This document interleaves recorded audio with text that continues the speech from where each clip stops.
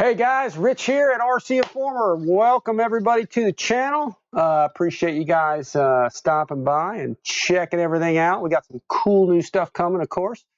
If you guys are getting good audio, good video, give me a thumbs up. Make sure you guys got everything. I'm noticing a couple of things here. Shadow Op showed up first. Thanks for coming. I'm just reading the log here. Somebody tell me which handy cam or camcorder I'm using. That's from the Tech Man. I use Panasonic. They make the best camcorders, period. And I think they're the best way to go. I got two of them. I use an older one, slightly newer one, and I'm actually going to get a third for doing some more stuff. So if you guys are getting this okay, once again, just hand me a thumbs up if you don't mind. If you guys are getting good audio and good, Flanker Tanker says 10 by 10, I guess. Is that good? Let's see. I'm assuming that means you guys are getting good video. William, thanks for the thumbs up. Gav's on board. We were flying with Gav at this last event. We flew F-16s and MiGs, which I'll have some video of that too, but we flew the FMS Ranger 1800 millimeter. He was flying with us. Let's see. Okay, here in the UK, I have version 1. This bird picked it up. Yeah, version 1's awesome. I got one right up here. My God, all the chats are coming in here. All the logs are coming in. I'll try to answer some of you guys here. But still might go for one of these. Yeah, in the UK, they're really nice. The older versions are good. In fact, you guys can probably see right up here. I got mine. In fact, this airplane right here, it's flight worthy. It's got the receiver in it. It's ready to go. And this one here is actually pretty darn famous because this is the actual airplane, guys, that you'll see in all the pictures, like the FMS promos and ads and photographs and the video, which I put the link for the video in the description below for the older version of this airplane. This was the actual airplane in all those flight demos and all the pictures. And it's simply awesome. It's one of those planes. I keep it flight ready. I keep it ready to go. You can even see right in there, there's my receiver plugged in, and all I got to do is plug in a 3-cell battery and go. And that's one of the differences in this plane, over the new one. The new one's 4-cell. And you see it's got the single wing flap underneath, or belly flap, I guess you call it. And it's a nice model. So they upgraded on the new one that we're going to show you. And, of course, I got the box right here. Just showed up yesterday. They've upgraded from this 3-bladed prop over to a 2-bladed prop. So, and they went from 3 to 4-cell. So pretty sweet. They added a landing light like actually right here, you can see this cutout, but they actually put a light there. The new one has wingtip lights, and we'll get into it here. I'm just waiting for some more guys to show up. But other than that, it's about the same plane, but it's really not the same plane because, again, it's 4-cell power, 2-blade prop, lights all over it, new paint job, really neat, and it's a very simple airplane. If you guys do want to watch the video that I did of it, the flight demo, I did an unbox of this original one actually, and you guys check that out. We flew it like in a park, like in this little kind of just concave area here, and I flew it in a very confined area. It was just landing it on dirt, and that's one of the nice things about this is it's a warbird, but it's a tricycle gear model. So it's all kinds of fun to fly, very easy to fly. And actually, the new plane now comes with a stabilizer. I'm going to show you that thing. It's pretty neat. It's a Reflex Stabilizer. I've never used one, but it's in there, so I'll probably plug it in and use it. This I flew totally unstabilized, and it flew fantastic. So nice model. I think you get this together, guys, with about 6 screws, and like that's it. So, but nice model, the original one. And you guys, if you need parts for this, Horizon Hobby has the parts. So if you guys use my link, get the parts below. Use one of my links for it. We do get a little commission again for that, guys. We do appreciate that. But they have parts. So if you guys need the older parts, Horizon Hobby, I think, still has them. So I thought the green one was awesome, a little bit more military. It was built off of, a full scale, like a real one. So they modeled it after some guy. In fact, after I did the videos of this, some guy contacted me. And he was like, man, he goes, it's cool to see my airplane. He goes, yeah. I said, what do you mean? He goes, that's my airplane. I own that plane. So he goes, it's cool to see that somebody actually made a model of it. So I thought that was kind of cool. So, okay, we got 32 viewers. I'll wait for a few more. And I'll see if I can take some of the questions here. Let's see, flanker tanker cool low version. Yeah, let's see. Will you be telling us what's changed? Yes, we just did. And we'll talk about that when we get to the unbox of it. Flanker tankers from the UK, Corsair, hi all. Let's see, message had to be held for review. That's weird. Somebody reviewing your messages, huh? Let's see, let me get, see if I can highlight the corner of this thing, huh? Let's see, we got Ken Sprouse is in there. Lionel Randall, thanks for the thumbs up, guys. Joseph Youngblood's in there. Paul Slade, Ken Dodson, Victor RC Jet, Metal Scorpion FPV, Rich M, Owen. Oh wait, I see what happened. I tapped something down here. My bad. There we go. Let's see. Rich M, Owen Barker, Joseph Youngblood. He's in here a lot. Shadow Ops. Smash the like. Oh, it helps Rich out. Yeah, I appreciate that, Shadow Ops. Yeah, if you guys like, subscribe, share our videos. We're getting up close to 20,000 subscribers, so we'll have some giveaways. We actually reached 20,000 like a whole lot faster than we thought we would. So we're going to do a 20,000 giveaway, but it's probably going to be a little after that because we got to kind of spool up a couple things for it. We kind of like almost tripled like in the last couple of months, like the amount of subscribers we're getting every month. So it kind of accelerated way beyond where we thought it was going to go as the speed as it picked up. So, but anyway, Shadow Ops, thanks. Yeah, if you guys like, subscribe, share our videos, it helps us out, you know, a whole lot, which lets us bring you these videos and everything. Also, Instagram, Twitter, we're mostly on Instagram. We're putting up posts every day. So please follow us there and feel free to ask me questions and, you know, send me stuff and we can chat back and forth. And let's see. We do have a merch store we put down below. I'm going to be adding some more stuff there. I keep meaning to get to that. But let's see. Hey, Rich and Pilots. That's Keith Christie, Tim Tudent. He's always here. Let's see. What else? Flanker Tanker, Victor. I see all you guys. RC Air Marshals, Spencer, RC Air Marshals here. And Keith Christie. Let's see. The stabilizer will be great in a breeze. Just turns off the wind. Yeah, you're right. You got it. Paul's right. I don't use stabilizers a lot, guys. You all know that. I really don't put them in any of my planes, really. But since March, with all the E-flite planes I've been reviewing, they come with it in there. So I've been putting them in there. This new FMS plane right here.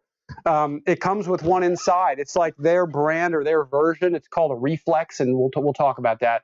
I'm new to it, so I'll be plugging it in, you know, and getting it going with you guys. So we'll talk about it. We'll probably talk about it more during the flight and everything. So, oh, you mean what was in the third box? Yeah, the third box is pretty much a mystery, isn't it? Let's see. Did you fly your 20? Let's see. Howdy, Dennis Matovich.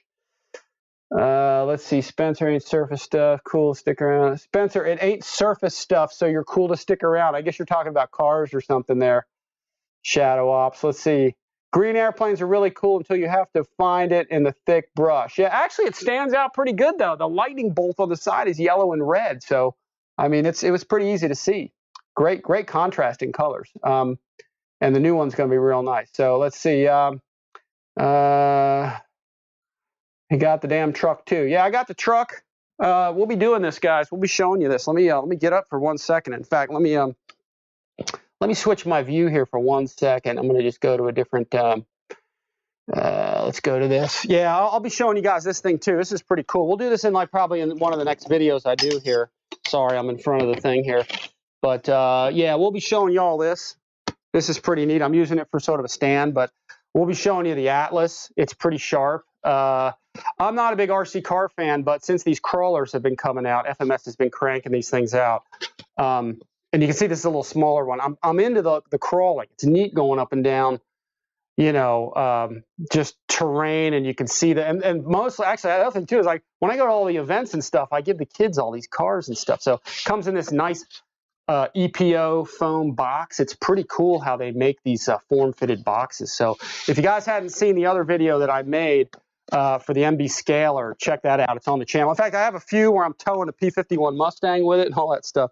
So it's pretty neat. Sorry, I'm standing in front of the camera here for a second, guys. I'm just trying to rearrange my whole rig that I had set up here. So I'll put that stuff back, and let's see how many people we got going on, and we probably just start this thing going, trying to answer some questions and stuff too. So, all right, we got about 50 guys here. That's pretty good. I think we could probably get started. Tim says he uses a Canon Vixia HD20. So yeah, I hear those are good too. I've been using Panasonic forever, and I just think they're the best camcorders. I know a lot of pros out there that use a lot of Panasonic for professional stuff. So I don't have the pro high-end stuff, but I do have like the higher end of the consumer grade stuff, which is really nice. So let's see, where are we here? Victor Shamulus. Let's see, any news on Horizon for the V1200? That's from Dennis.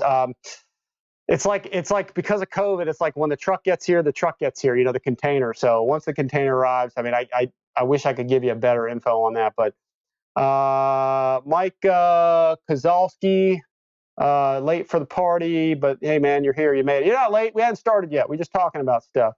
P39 hatch is gone forever from knife edge. Yeah, that can happen. Let's see. AS3X done in the MiG-29, now add sound. Okay, yeah, let's see.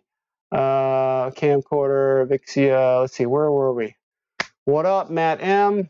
Let's see, Mike Bird. Mike's from England. Mike, I'm trying to do these events early for guys like you overseas that want to see this stuff. So I'm trying to do them a little earlier. Tomorrow, we're going to have the Corsair, and we're doing it at 2 our time. So you ought to be able to hopefully get it on a little earlier. And that's the idea, is to get the European crowd, include everybody in on this so everybody can kind of see this stuff. I think we're the first ones to really have the Corsair to show it to anybody. So that's kind of cool. The FMS guys are awesome about that kind of stuff. Let's see. Do you know if the Reflex Stab will work with the V1? I think it works with anything, and I think they specifically program it for the airplane that you get. So it should. Again, I don't know enough about it. It's new to me, so I don't want to say too much that I don't know about it. Hey, Rich from First Snow in Wisconsin. That's Olson Aviation Crew Chief. Floppy Props and Wobbly Wheels is here. Let's see, because he's going to go over. Yeah, I'm going to go over the whole plane, guys. We're going to go over it in detail. Okay, did somebody say lightning bolt? Yeah, there's lightning bolt on the plane, on the old one. Get a Spektrum NX transmitter, Mike Bird says. Yes, I hear they're really good. I'm probably going to have one for review. I would recommend getting at least an 8-channel. There is a 10, preferably, you know, I'm hoping to get a 10 to show you guys. If you can get a 10, get a 10. I'll always get as much radio as you can get, because then it won't limit you later on with stuff, you know. You can do kind of whatever you want. What else? Yeah, but no, but 1.21 gigawatts later, let us know. Mr. Thunderstruck. All right, let's see. Kenny's ears perked up. We talked about that. EQ is here. Eric's in the house. Eric Quinn, he's here. EQRC. Check out his channel. He's putting out stuff on his channel. Let's see. Dave's Best. How's everyone? Scheme looks amazing on this plane. Yep, I like it. Let's see. Why hasn't Horizon been promoting their new 8-channel telemetry receivers? I don't know. Let's see, Charlie's there. Let's see, who else? Anybody else having a hard time with contacting Horizon Hobby? Guys, there's going to be there's an issue with my EC1500. Shadow Ops, if you need stuff, maybe I can help you out later. You can probably call me up or something. So maybe I can help out with that. Thanks, Rich, for thinking of us over here in England. We always do, Mike. I fly across the pond in a bigger plane sometimes, so I do visit over there sometimes. Let's see, Keith Christie. Let's see. Hamilton's hangar is in the house. I talked to Hamilton. I talked to Shay yesterday, and we talked about a few things. He's getting an F-14 Tomcat. I'm sure he'll have it on Hamilton's hangar, so you guys will be able to check that out there. And then someone keeps asking, TechMan, which camcorder you use to shoot video planes in the field? Again, Panasonic, guys. I use kind of the higher end of the consumer range of cameras, and they're really good. Most of the Panasonic stuff is probably about the best camcorder you can get out there. So. Let's see. Hi, all from Scotland. Larry Nye is there. I mean, he's always with us, so thanks for coming. Let's see, TechMan. All right, we talked about that. Thanks for the shout out, Rich. Yep, Eric Quinn. Met Eric Quinn at I think it was Joe Knoll, I think, or Knoll in the Fall, one of those. So, and we'll hang out some more. So, all right, guys, let's get into it. We got almost 50 people here, so I think we're good to go. Yeah, I heard about this, guys. It's a nice model. I remember when, in fact, when the very first one of these came out, the green one, I was kind of like, you know, looks like a nice plane. But after flying it, it was so much fun. So, in the link in the description below, or in my on my channel, you guys can type in like CJ-6 RCINFORMER or something. You'll pull up the videos of that green one. These things are awesome to fly. Warbird with tricycle gear. FMS usually has real nice box art all over their stuff, and it's 1200 millimeter. And we flew it in and out of that park. It was so awesome. If you guys get a chance, see that video, because we really get pretty aggressive with it. We'll try and do that again in a confined area. So it's just having a Warbird type plane like this tricycle gear. It's just awesome. I mean, it's a great flying model. So I love it. Can't wait to get this. I got to get this together. Got to get the Corsair out there, and we'll fly them all here very, very soon. So let me swap over cameras, guys. I'm going to take you all over here to the kind of unbox camera here. I got this set up. We should have for you guys, I hope, a little bit better quality to give y'all. I'm just kind of stumbling over here because I upgraded a few things with my camera system. So, you know, even though we're streaming, you know, you guys should be getting like a pretty good, you guys should be getting a pretty darn good picture here. You know, it should be pretty sharp. So I just kind of bopped it around here. Just to go over a couple things of the airplane, just to really kind of thoroughly sort of review it. And I'll just kind of get this in front of here. You can see the key features on this thing. It's an 840 kV outrunner here, 40 amp speed controller. And it's got lights, folks. It's got 4 lights. It's got a wing light. It's got wing tip lights, landing light, and then one on the tail as well. Ultra lightweight carbon and reinforced EPO structure. And then, of course, it's got that center flap. And this is painted up in the demonstration team. This is a Chinese demonstration team. There's a landing light. It's got wing lights here and here. And then I think it's got a belly light like under here. So they added a pretty nice lighting package to this thing. It's pretty sharp. Once again, 1200 millimeters, folks. So and they call it the PLAF. I think that's the People's something Air Force or something from. It's Nanchang, but it's actually Nanchun, I think it's pronounced or something. So, the new paint job is on it, and it's just a nice model all the way around. There's the German stuff or the foreign languages all over the box. So anyway, let me go ahead and get the box away, and let's get this stuff out of here. Let's see. I'm trying to look at y'all's. I got actually I'm here with y'all now. If you guys can see everything, just let me know. Give me a thumbs up. I'm actually at a different computer right now that I can actually see this. Panasonic camcorder model that TechMan wants to know. It was like, I think it's the 900 series that I have. There's also the 770 you don't want, but if you get the what is it, the 900 series, I think I have a 900 and I have a 920, I think. So that's the camcorder I use. And Mike Bird, hit the like buttons. Yes, appreciate it. Like and subscribe. Let's see, T28. I'm looking at some of y'all's comments. All right, guys, let's get into this thing. We're going to get this out of here because I'm dying to get into this. I did open it up a bit and look at it, and I highlighted a little in the instruction manual. So, but let's get this stuff out of here.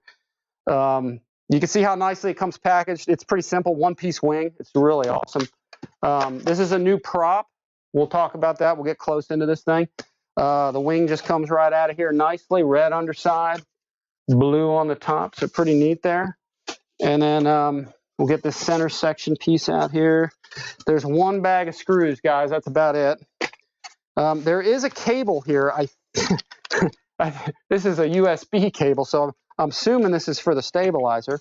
And then your tail comes out of here. It's got a nice joiner between the two. And then the fuselage, folks. That's it. That's all there is for this plane. There's really not a whole lot to it, which is nice. I mean, it's going to go together, you know, just super fast. So we'll just kind of spread out the parts. I think you guys can kind of see what all comes with this, the instructions. But that's it, folks. It's all kind of that's it. It's basic. It's pretty simple, but it's retractable gear and flaps. It's fuselage here with everything installed. Your ESC motor, nose retracts, servos, your tailpiece right here, ready to just be connected. You got your main wing panel, retracts, lights, flaps, servos, everything's installed, ready to go. Prop, spinner bag, again, USB cable. I think that's for the stabilizer that's in it, and then your instructions, guys. That's really it. Yeah, the color's going to be real nice. Who was it that said that? Yeah, Mike Bird said vivid color is going to be easy to see. Yeah, it's pretty cool. And in fact, the yellow, we'll talk about the fuselage here. The yellow logo on the back is the same as the green one. So, and that's on top of red, white, and blue. So it's going to be very easy to see. We'll just kind of start up front here. You can see the motor in there, the 840 kV motor. It's got your hex drive in there that your hub's going to hook onto. It's got this nice sort of louvered, kind of ventilated louver intake here to cool everything down. There's holes all the way around that motor mount, so your air can pass all the way through the fuselage and just out the back. You can see one of the lights right here. Actually, let me turn on. Speaking of lights, let me turn my light on. There we go. I got a little light on my camera on my shoe here, so we can kind of light this up a little bit better, make it deeper or brighter, however you guys like it. But the cowling's super nice. It's got these nice little plastic inserts right here, so you can see the screw is down in there, so you can get your cowl off real easy. It's kind of nice when you got a cowl like this where you can just take some screws. They thought about how to get it on and off, so real easy access to the motor in there, and lots of cooling. Exhaust stacks right here. They painted those black, so that's real nice. Your retract, no door on this thing, but you can see it's a nice mechanism. It's got. I've found this to be real durable. I've beat the crap out of this. If you guys watch the version 1 video we did, we landed this all over that baseball diamond and that whole dirt road, and it handled it just great. So I think I even departed the runway surface a couple times, and it handled it just fine. So, but nice and solid. A little bit of a scale plastic kind of cladding around it, and then we've got our holes here. Let me zoom here a little bit. You can see we're looking at we've got metal threads down in there. So you put your wing on, just straight on here. You run your wires through, and you pass through, and then you got 4 screws that are machine screws. So they just go into metal threads. So real nice doublers there, all the way around. Finish looks real nice. You can see the rivet detailing in there. I'm hoping with the new camera stuff I got going here. You guys can see all those rivets. I can kind of turn it around in the light, but very good detail all the way around. Real nice. Canopy is real nice. Looks like you got some instrument panels in there. Let me see if I can kind of zoom in on those. Some good detail there. Kind of standard pilot. He flies a lot of these planes here, so but you can see some rivets all the way around. Again, nice stickers. They did a real nice application of this back here, the PLAF Skywing Air Demonstration Team. So very nice decal on the back, nice emblem.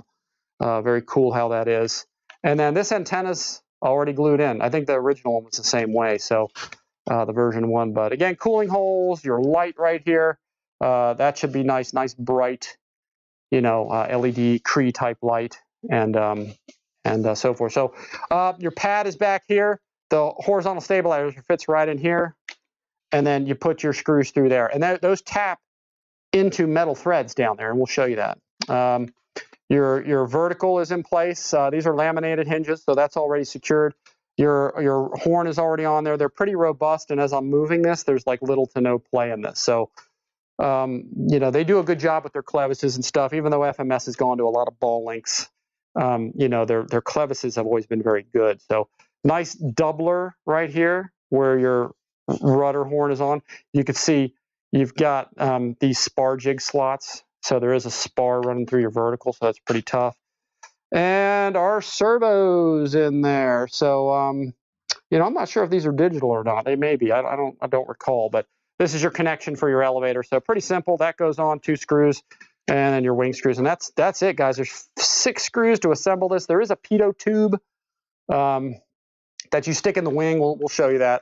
And then getting the canopy off here is pretty simple. Let me zoom out here a little bit. Just grab the tape here. Going a little old school on the tape here, but a little maybe not as nice as some of the latches, but this is sort of a little more economy-based plane too. So it comes right off real nice. Magnet there to hold that in place. Tongue and groove in the front.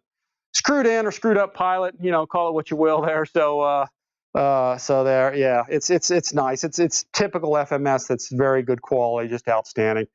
And then inside, a little bit of a jumble of wires. This was a little surprise to me that it had all this in there. Not the wires necessarily, but the fact that there was a reflex in there. So I'll show you this. This is a new stabilizer coming from FMS. It's already secured. It's already wired in place. I'm assuming this is similar to their version of a a bind and fly airplane. So it's already supposed to be tuned to this airplane. See fmsmodel.com, it's their version. So you have all your wires going in one end for your, you can see right down there, for aileron, elevator, throttle, rudder. And then at the other side are the ones that go into your receiver. So you can see they're already passed through. They're already set up for you. Aileron, elevator, throttle, rudder. And then, of course, you got lights to plug in. You got flaps and retractable landing gear. So there's this one here. No, that's the throttle. Sorry about that. I had one of these wrong. The one I was going to show you, which I'm not going to use, I think is this one. No, it's not that one. Well, it's one of these in here I was going to show you. There's an S-bus wire. There, here it is.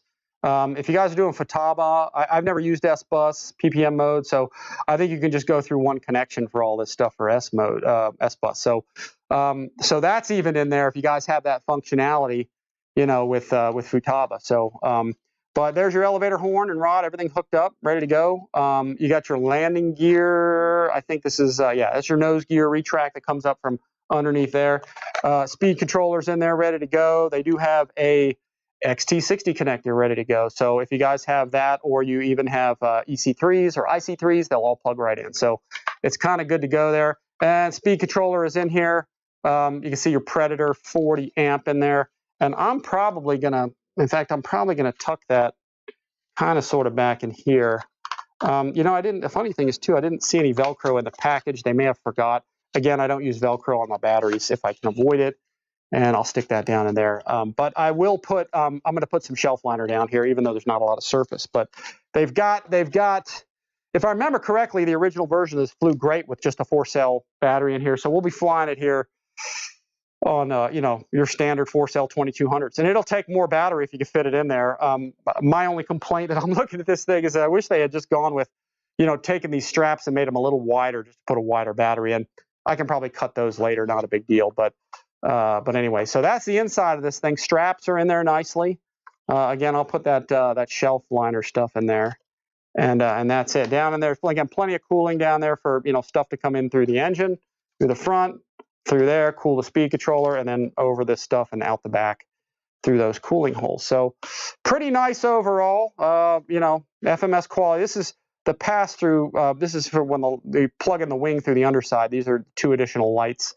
This light is the one that goes back to this light underneath. So anyway, real nice on the fuselage here. Let me throw the top here back on, and let's see. Let's risk but working. Yeah, that's what I do too. Sometimes I'll listen to shows, live events, live shows everybody does, and then I'll just work on something I'm working on. So, and there's a ventilation hole they stuck right here. FMS does that a lot. They'll try to put ventilation to keep the heat from building up in there, so we don't get so much blistering, on that gray surface from the sun and the heat and all that kind of stuff. So let's see what we got. We got the wing panel here. Super nice. Look at the lights on this thing. They did a really cool job with the lenses on these things. I mean, look how nice that is. They did a good job. They painted the edge, so it's kind of cool. Bright Cree light. That's going to be super, super bright. And you can see how the light kind of wraps around the bottom, the lens cover. So they did a good job. I hope you guys are getting some good detail from this live, because like I said, I upgraded my camera stuff. So you guys should be getting a pretty decent picture, and we're hardwired into the wall. So nice blue top, nice red bottom. Here's the gaggle of wires that I'm actually going to need to cut here. And in fact, since we're talking about that, I think I forgot to get myself a cutter, but I think I probably got one down in here somewhere that I can cut this with. I need a flush cutter for this. Sorry about that, guys.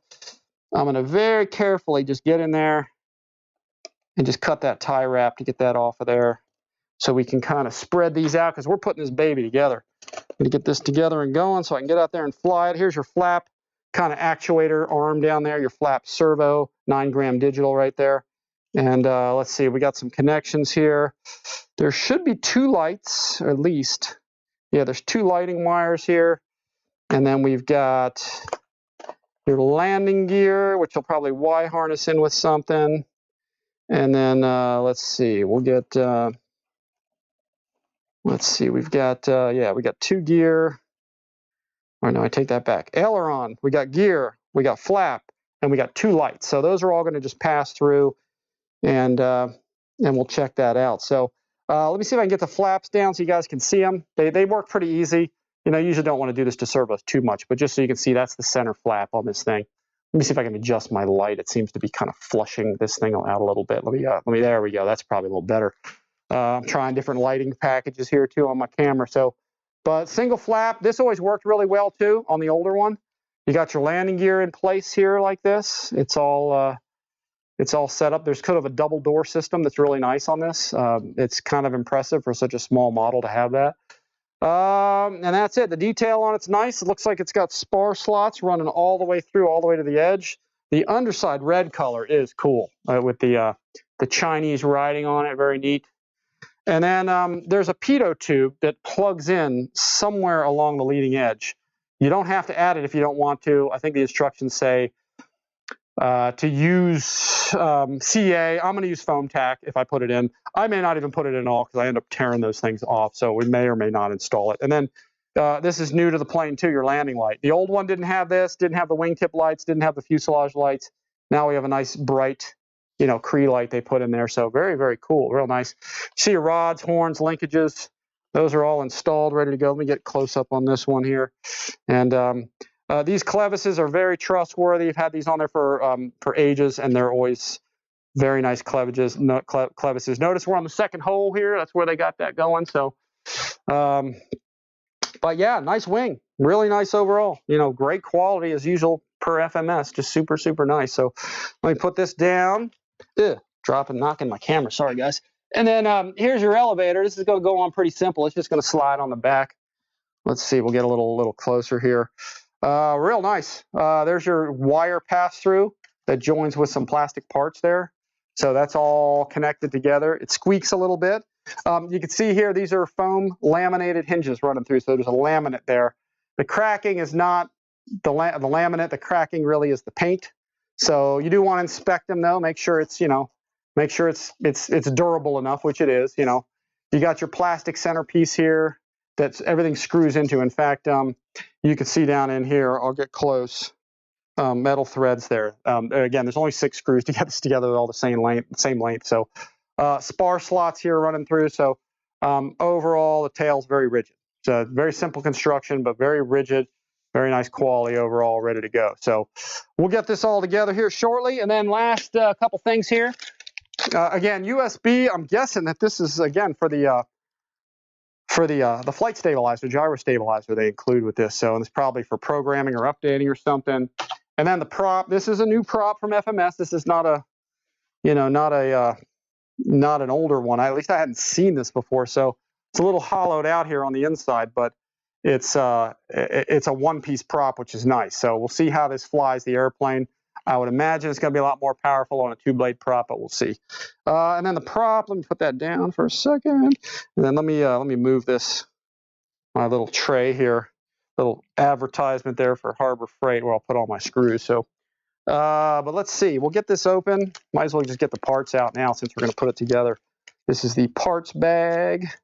Try not to spill this stuff all over the place. There's the pitot tube with a little pointy end that you stick in the wingtip. I think it's the right wing it goes in.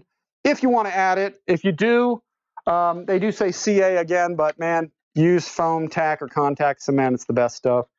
It stays a little bit more flexible, whereas you know, CA gets kind of rigid. We'll put that in there, and then here's our hub and our spinner. So here's the actual. This is interesting. This is the spinner nut.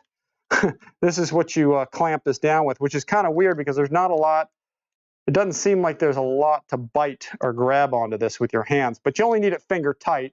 There's a hex drive in there, so you're going to tighten it with this with your hands, which is, again, a little different, but that's the scale hub, which is nice for the airplane. So it is a very scale kind of model. And then we'll get this. These are your screws and your push rod. Again, I think there's only 6 screws. I think there's 7 here because the FMS usually gives you an extra. Which is nice because you just kind of put it in the inventory. So I'm going to undo this and I'm going to drop this down in my my magnetic tray there so we don't lose everything.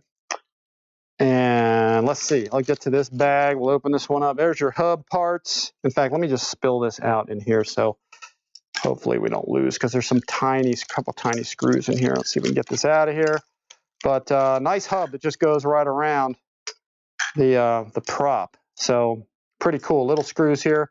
And in fact, you know what? Maybe we'll just lead in with building this part first. So, but that's it. You got your 4 screws to get your hub in. Your prop kind of goes between that. You tighten this on, and we'll get the prop on afterwards because, you know, we don't want to have that when we're powering up the plane. So we don't go launching across the room. So, but let me get the instructions. Real simple on this thing, folks. Again, I did look at it a little in advance. I highlighted a few things just to kind of make it a little more visible. There's all the parts we just looked at. Pretty concise. Wing, fuselage, tail. We've got your push rod, your pitot tube, your prop and spinner, and screws. That's it. 4 screws for your hub and 6 screws for getting the rest of it together. 1200 millimeter, 840 kV motor, 40 amp speed controller, 4-cell 2200 or higher. As long as it'll fit, this plane will carry it, not a problem. So you can fly all day long with a larger battery as long as it'll stay under the straps. And this is what we're going to do. Elevator construction, we're just going to put that baby on, slide it in place here. We're going to put 2 screws in the tail, real simple. They're all the 6 screws are 32 millimeters in length. And then we'll put our push rod on. Looks like that goes in the second from the outer hole. And that's it. The tail's on. Wing, we're just going to put down in place. We got to feed the wires through it, of course. And then, you know, we got our 4 screws there. So that's it. That's the major construction. So once we get the wires passed through, we connect our lights. These are our LED extra lights that hook up there. And then let's see what we got. This is your pitot tube where they say use thin CA. You can use CA if you want, but again, I'd use some contact cement, just something softer. And then assembling the propeller. Pretty simple stuff. And then there's your battery in there. And let's see. Oh, here we go. This is the Reflex gyro instructions. So yeah, I'll talk about that in a second. Let's get through the rest of the manual. We'll look at that. Because I haven't messed with the Reflex yet. So high and low rates recommended. So, you know, I'll kind of mess with that a little later. And we'll talk about that during the flight. These are your recommended holes for your arms and your CG, 60 to 70 millimeters. So that's something we'll talk about again during the flight, probably. You know, we'll just get it together here and get it going. And I think that is about it, with the exception of the ESC programming guide. So if you need to reprogram something or go to a low voltage cutoff, that's probably the best way to go. But it's set up from the factory, so you shouldn't have to. But it's there if you need it. So pretty complete. So here's the stuff on the Reflex. I did highlight a few things. It says the Reflex system is programmed specifically for the aircraft it is connected to. So that's nice. No further programming is needed. So we'll mess with it and test it before we, you know, go fly it. 3 flight modes: stabilized, optimized, or off, if you have a 3-position switch. If you only have a 2-position switch, it says that when assigned to a 2-position switch, Reflex switches, let's see, it'll be in stabilized and optimized mode. So I guess you can't turn it off if you have a 2-position switch. So they go into the stabilized mode, off, you know, and then the optimized mode and everything there. So, and then your connections here, and then they talk about the operation of it. So you basically put this thing on the ground, kind of like you do with an AS3X, let it stabilize, and then you'll see the flight controls cycle. The ailerons will cycle 3 times in rapid succession. Then the elevator will cycle 3 times, and let's see, and it'll be ready for flight. So we'll mess with that. I'll probably, again, more during a flight stuff we'll talk about. I don't know if I'll mess with that so much this time around, but that's it. So okay, with that, guys, let me put this thing down. Let's get this thing together here as best we can. Let me get a screwdriver, my live long 4mm screwdriver, and let's see what we got. We'll put just going to get this prop together first. Might as well just kind of stick this together. And it looks like this goes this way. It's a little bit odd to kind of look at it like that, but let's see. I have not actually assembled it, so we're gonna see how this goes together. It looks like it might turn actually in there a little bit. So what we'll probably do, so we probably have to line this up. You can see through there. You have to kind of line it up. You can see it can be out of alignment. So you probably don't want to tighten it too much right off the bat. Just get, you know, probably just get, looks like the first couple of screws in here. Actually put all 4 of them in, but just kind of don't tighten them so much. Just kind of get them in there, and let's, and then don't tighten it all the way down till you get it on the shaft of the motor. and then you can, and then you know it's lined up. So I'll tighten that up a little bit. Let's get the other ones on here. Just take my time. I'm looking back, guys, at some of your questions, so I'm gonna try and. Mary Boozer says, he says, I feel a tandem flight coming. T28 and the CJ-6. Yeah, that could happen. Metal gear servos all the way around. I'll have to look. I think some of them are actually plastic gears. Let me take a look. Let me pull up one of these wings here and let me see. Actually, I'm not sure. That's a good question. It looks like, I think they're metal, but honestly, I can't see in there. I'll try to look at it a little closer here in a little bit. We'll get the rest of the prop here together. Let's see what we got here. Get this deal going here. Goes together real nice. Nice fit so far. I have not assembled this. I just did take a few things out of the box just to look at it, so I didn't feel like a total bonehead while I'm putting this together for you guys. You know, sometimes there's some surprises, but there wasn't really anything to this. I just wanted to get a general sense of the construction, so I know kind of in order to sort of do it a little bit. But this is the first time I'm having it, like, put it together. I haven't done this, so let's see. That looks lined up pretty good. It looks like if you just twist this a little bit, you can get it lined up the way you need it. And then once you get it on the airplane, in fact, you know what? What the heck? Let's just do it now. I'm not going to install it fully, but you know, here's kind of the general gist of it. You want to get this on so it locks in place. There we go. And then now you know it's lined up. In fact, you can even, you know, put your hub on there. That's how the hub is. That's pretty slick looking. That really looks super scale. If you look at some of these Nanchans around, that's what the prop hub looks like. These are like simulated counterweights here for the purposes of changing the pitch and feathering props and stuff like that. So I think probably this might be the best way to do it. We'll just get it lined up. In fact, I'm going to use my body here. I'm going to run around the side here, just kind of put a foot down here. And now that it's lined up, we should be able to secure these. You don't want to over tighten, of course. It's going on there pretty good, it looks like. Just tighten them up a bit. Yeah, don't strip them because they can strip. They're just going into plastic. So there we go. That looks good. And then this last one here, we get to this. The holes are already pre-beveled for these, so it's very nice. It actually is a very good, very nice fit, actually, the way this is going together. So real impressive. So, but for the purposes of powering this up and not killing myself or cutting my hand off or launching myself across, launching the airplane across the room, I'm going to remove this. Okay, but now it's lined up. Now we got all the holes lined up. It's pretty good. Let's see. It comes, yeah, perfect. Comes on and off real nice. So very cool scale prop. Very neat. So let's get that off. We'll keep that off the airplane for a bit. Let me get my handy dandy stand here, folks. Let me get this wing out of the way. And we'll put this this fuselage down here. Let's get this on the stand. It's going to fall off like that. Let me see if I can zoom or move my tripod a bit here, guys.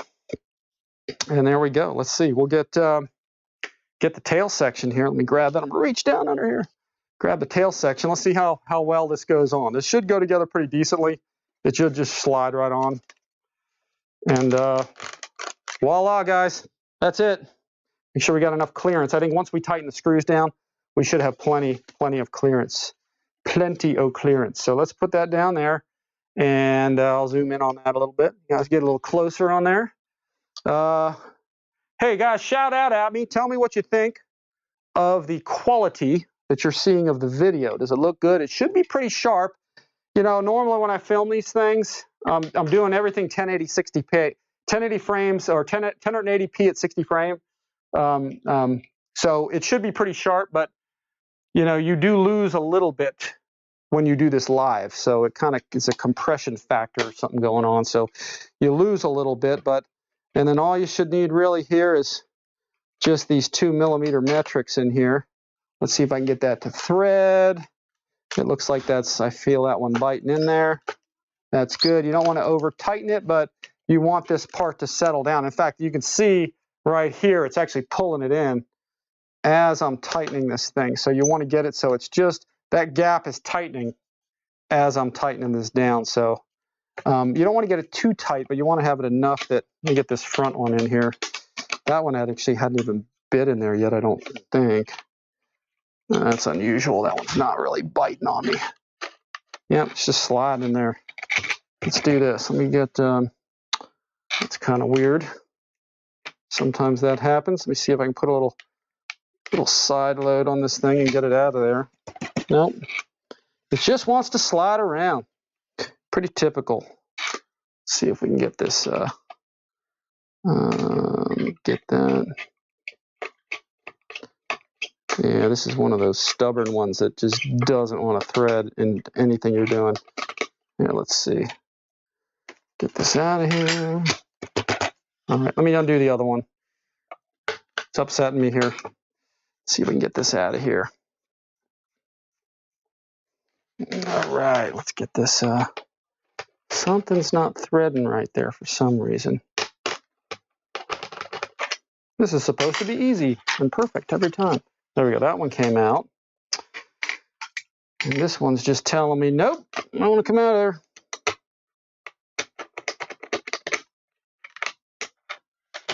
Very, very strange. Let's see if it'll let me pull it out. Oh yeah, it will. All right, cool. Well, that might explain it. Let's see how far this thing's going in. Sometimes you got to jack around with these things. That's all part of the building. Yeah, it looks like it's going far enough in there. All right, let's pop that out of there. Let me turn the rudder a bit if I can. I'm going to push that through. Let me get that screw out. I'm going to try a different screw. Let's see this thing. Make sure I'm actually biting this thing. Yeah, it looks like that's going in there okay. All right, so let's try it again.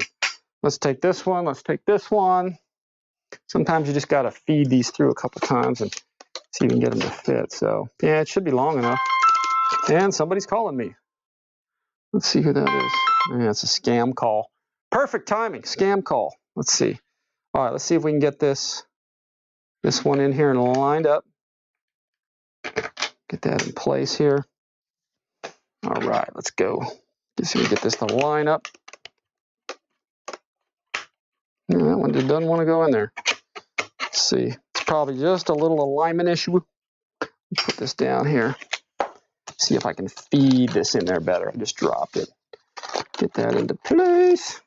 And we may have to move it in or out depending. Let me eyeball this down in there. Oh, I see what it's doing, I think. All right, let's see if I can line this up. Get this one going in here now. See what we got here. There we go. Got it to bite. Sometimes you got to fiddle with these a little bit and just get it to line up. Let's see. Yeah, it's biting, and you could see this seam start to tighten up again as we're doing it. So, yeah, that happens sometimes. Not a big deal. So it sure beats building a whole balsa kit. That's for sure. All right, same thing here. You can see that gap tighten up a bit. There we go. Perfect. Yeah, I can feel it. Again, you don't want to over tighten the whole thing. You want to make sure that it, you're not squeezing the foam because you can compress and really screw this up. Just bend the foam quite a bit. So there we go. That's in place, nice and secure. We'll take our push rod, and I believe, if I'm not mistaken, that this thing was actually on the second hole. So let's see. Let's put this thing in here. We're going to go just kind of turn this thing, and let's get this in place. I'm going to go on the outer hole here and see how that fits. Perfect fit. Very nice. And that's it, guys. That's your whole tail section there. Very easy. Sometimes, again, you get a little snag there. Just make sure this seam fits down there nicely. This one goes down nicely. It was just like the original one I did a while back. But that's it. Okay, let me take a 2-second break. Let me see some of these comments. You guys all there? I'll send a little text to you guys. Make sure you know I'm talking to you. Let's see. I'll put you on the big screen, Rich. That's Joseph Youngblood, Lower Alabama. Rich, it's fine. I see everybody's, yeah, Scale Prop Hub, Shadow Ops. Yeah, it's very nice. Oh, 75 peeps watching. Oh, cool. Check that out. Awesome. Let me see. Let me zoom back here. Yeah, 86 people watching. Hey, thanks, guys, for coming. Somebody fire over a thumbs up to me because I'm focusing on the airplane, and sometimes I'm not looking really at the screen. So if you guys fire a thumbs up at me and let me know y'all are still there. Bravo Blitz just showed up. I saw him pop up there. I'm going to grab real quick, guys. I'm going to walk away from the camera for just a second here. And as advertised, I got my FMS mug. So let me take a little drink of that. All right, perfect. A little bit of caffeine there. All right, let's get this wing on. Ready to rock. Paul Slade, thumbs up. Thank you, sir. Appreciate that. Let me know you guys are watching. Sometimes I get into building these things, I get so immersed, and I'm like, oh yeah, wait a minute. There's people watching me doing this stuff. So, you know. All right, let's get to this thing.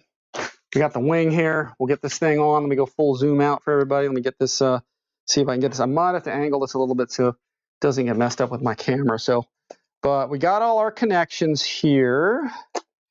And let's see what we got. The gear is actually, there's two gears. They're Y-harnessed through this. So there's one gear wire, there's one aileron wire, there's one flap wire. That's all going to go up into the front. And we got these two light wires. So they got it pretty simplified. It's pretty cool. So we're going to feed these through here. And I'll stick those way down in there. And then what you want to do is just sort of, as you're putting this together, if I can show this to you guys, you do want to sight through there with your eyeballs and make sure that as you're putting this together, you're just not pinching any wires. It's not a real hard thing to do. It's just a hard thing to do on camera. So I'm just looking through there and I can see it. So it's hard for you guys to see it sometimes when I'm doing that. That's kind of why I'm doing my videos the way I'm doing them, because I'm trying to let you guys see what the heck it is I'm doing. In fact, you know what I'll do? Let me turn the airplane around. You can see it pretty good this way. And then let me pull the canopy off here. All right, let's see. And then I'm going to get into here, and probably through here, it's a good idea to pull them through. And that will kind of help get them out from being pinched by the fuselage. The fuselage is all foam, so, and the wing is foam. So, you know, if you pinch it, you're not going to really pinch it. It's just going to be stuck in some foam down there. But here, let me get in there. Yeah, there's a little gaggle of wires down in there, but let's see. We'll get all those through. Okay, it looks like I've got the spaghetti gear wire, the flap wire, gear, the flap, and the aileron wire, and then we got our two light wires. So if you pull these through, and then you can kind of, as you get those through, just sight through there. It doesn't look like anything's pinching, so we should be good to put this on. Yeah, we're down there. And then, like I said, if you pull these through a little bit, that'll help prevent you from getting those pinched at all. So just kind of hold it together. Let me just flip it back around this way. And let's see what we got. That's a good view right there. We're pretty good. And then we'll take the other screws right here. We're going to stick these babies in here. Nice doublers. They have these nice plastic doublers here and here. I think FMS might have been one of the first to kind of make those work well. You know, it just distributes the load, so you're not pinching the foam or squeezing the foam too much. And then that's it. Let's get the let's take our 2mm. Yep, those are threading really nicely. Man, FMS has really got a lot of this stuff down. They've done such a good job with getting their models just easy to go. When I was doing a lot of R&D on these things years ago with FMS, they it's so funny because I told them, I said, hey, I told the factory, I said, if you want to make this as easy for the customer as you can, you know, instead of all this work and tweaking and tuning, if you can make it fit together and make as little work as you can, man, you guys are going to sell a ton of these. People like less work if they can. And man, they took it literally. They took it quite literally, because I never thought we would get to a point where these planes would come out of the box as easy as they do. And man, they did a killer job with these things. All of these are going together so nice. What I'll always do when I'm doing this thing again is I'll look at this seam right here. You can see that seam there. And I'll often have one finger there while I'm tightening this thing. And I'll visually watch that seam, and I'll actually feel that seam with my finger. I can feel it closing in and pinching, because you just want it to mate up. You don't want to squeeze it any beyond that. And I can see now it's just about fully contacted there. And that's how you want to do it, is kind of visually verify it. Verify it with your thumb or your finger. Make sure the seam is closing up. And then also you'll feel it. You'll feel it in the screwdriver here as you're tightening, as it's getting tighter. You don't want to overdo it. And if you see your plastic right here, let me back off a little bit. If you see your plastic here starting to compress into the foam, you're over tightening it. So just don't do too much. If you do a little bit, it's not going to hurt it, but that's about it. Let me get the back one on here. Let me zoom out a little bit. I'm watching my viewfinder as I'm doing this, so you guys can. So I'm making sure you guys can get on, see everything I'm doing. Same thing here. I got my thumb over here. I don't know if you can see that. I got my thumb here on the back side, and I'm putting it right down underneath where the seam is. And as I tighten this, I can feel it tightening. Yeah, you see it's starting to compress a little bit here, so I know that I already have gone tight enough there. So same thing on this side. I'll put this right down here.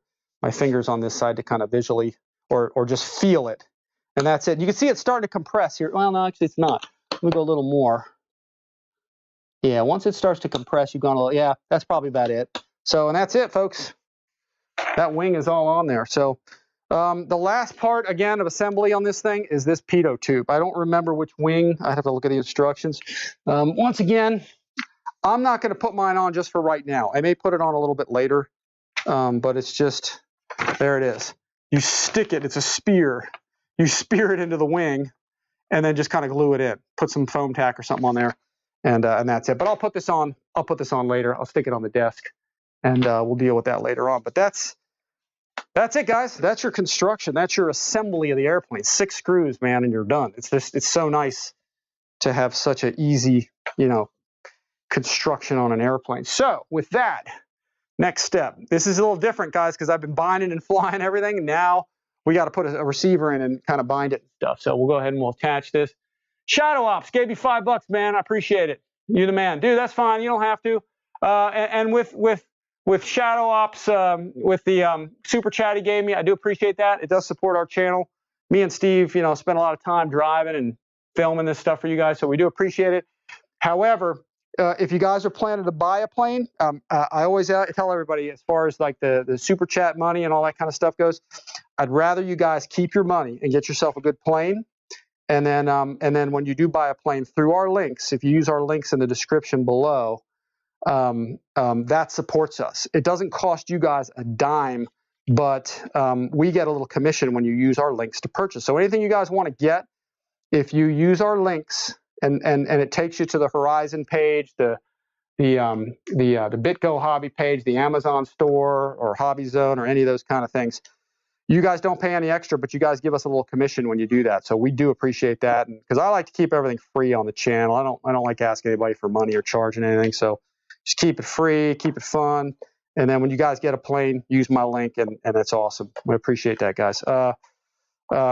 Steve is especially committed to all this stuff, man. He's just awesome. He's always coming out with me and filming, and we come from kind of far places to get to the field and stuff. So I wish we had one a little closer. But all right, I'm going to start plugging these things in. Let me see if I can get a little closer in on this stuff for everybody. And there is a little gaggle of wires, that's for sure. So I'm going to plug everything where they go, where everything's supposed to go, according to the tags here. I think you guys can probably see that. In fact, let me adjust my camera just a little tiny bit. I think you guys are on target here to see this stuff. Let me go up just a little bit more, a little down low. I'll just wire all these up. Let's get the elevator, get that plugged in, and see what else we got. This is all coming out, and these are all coming out of the stabilizer too.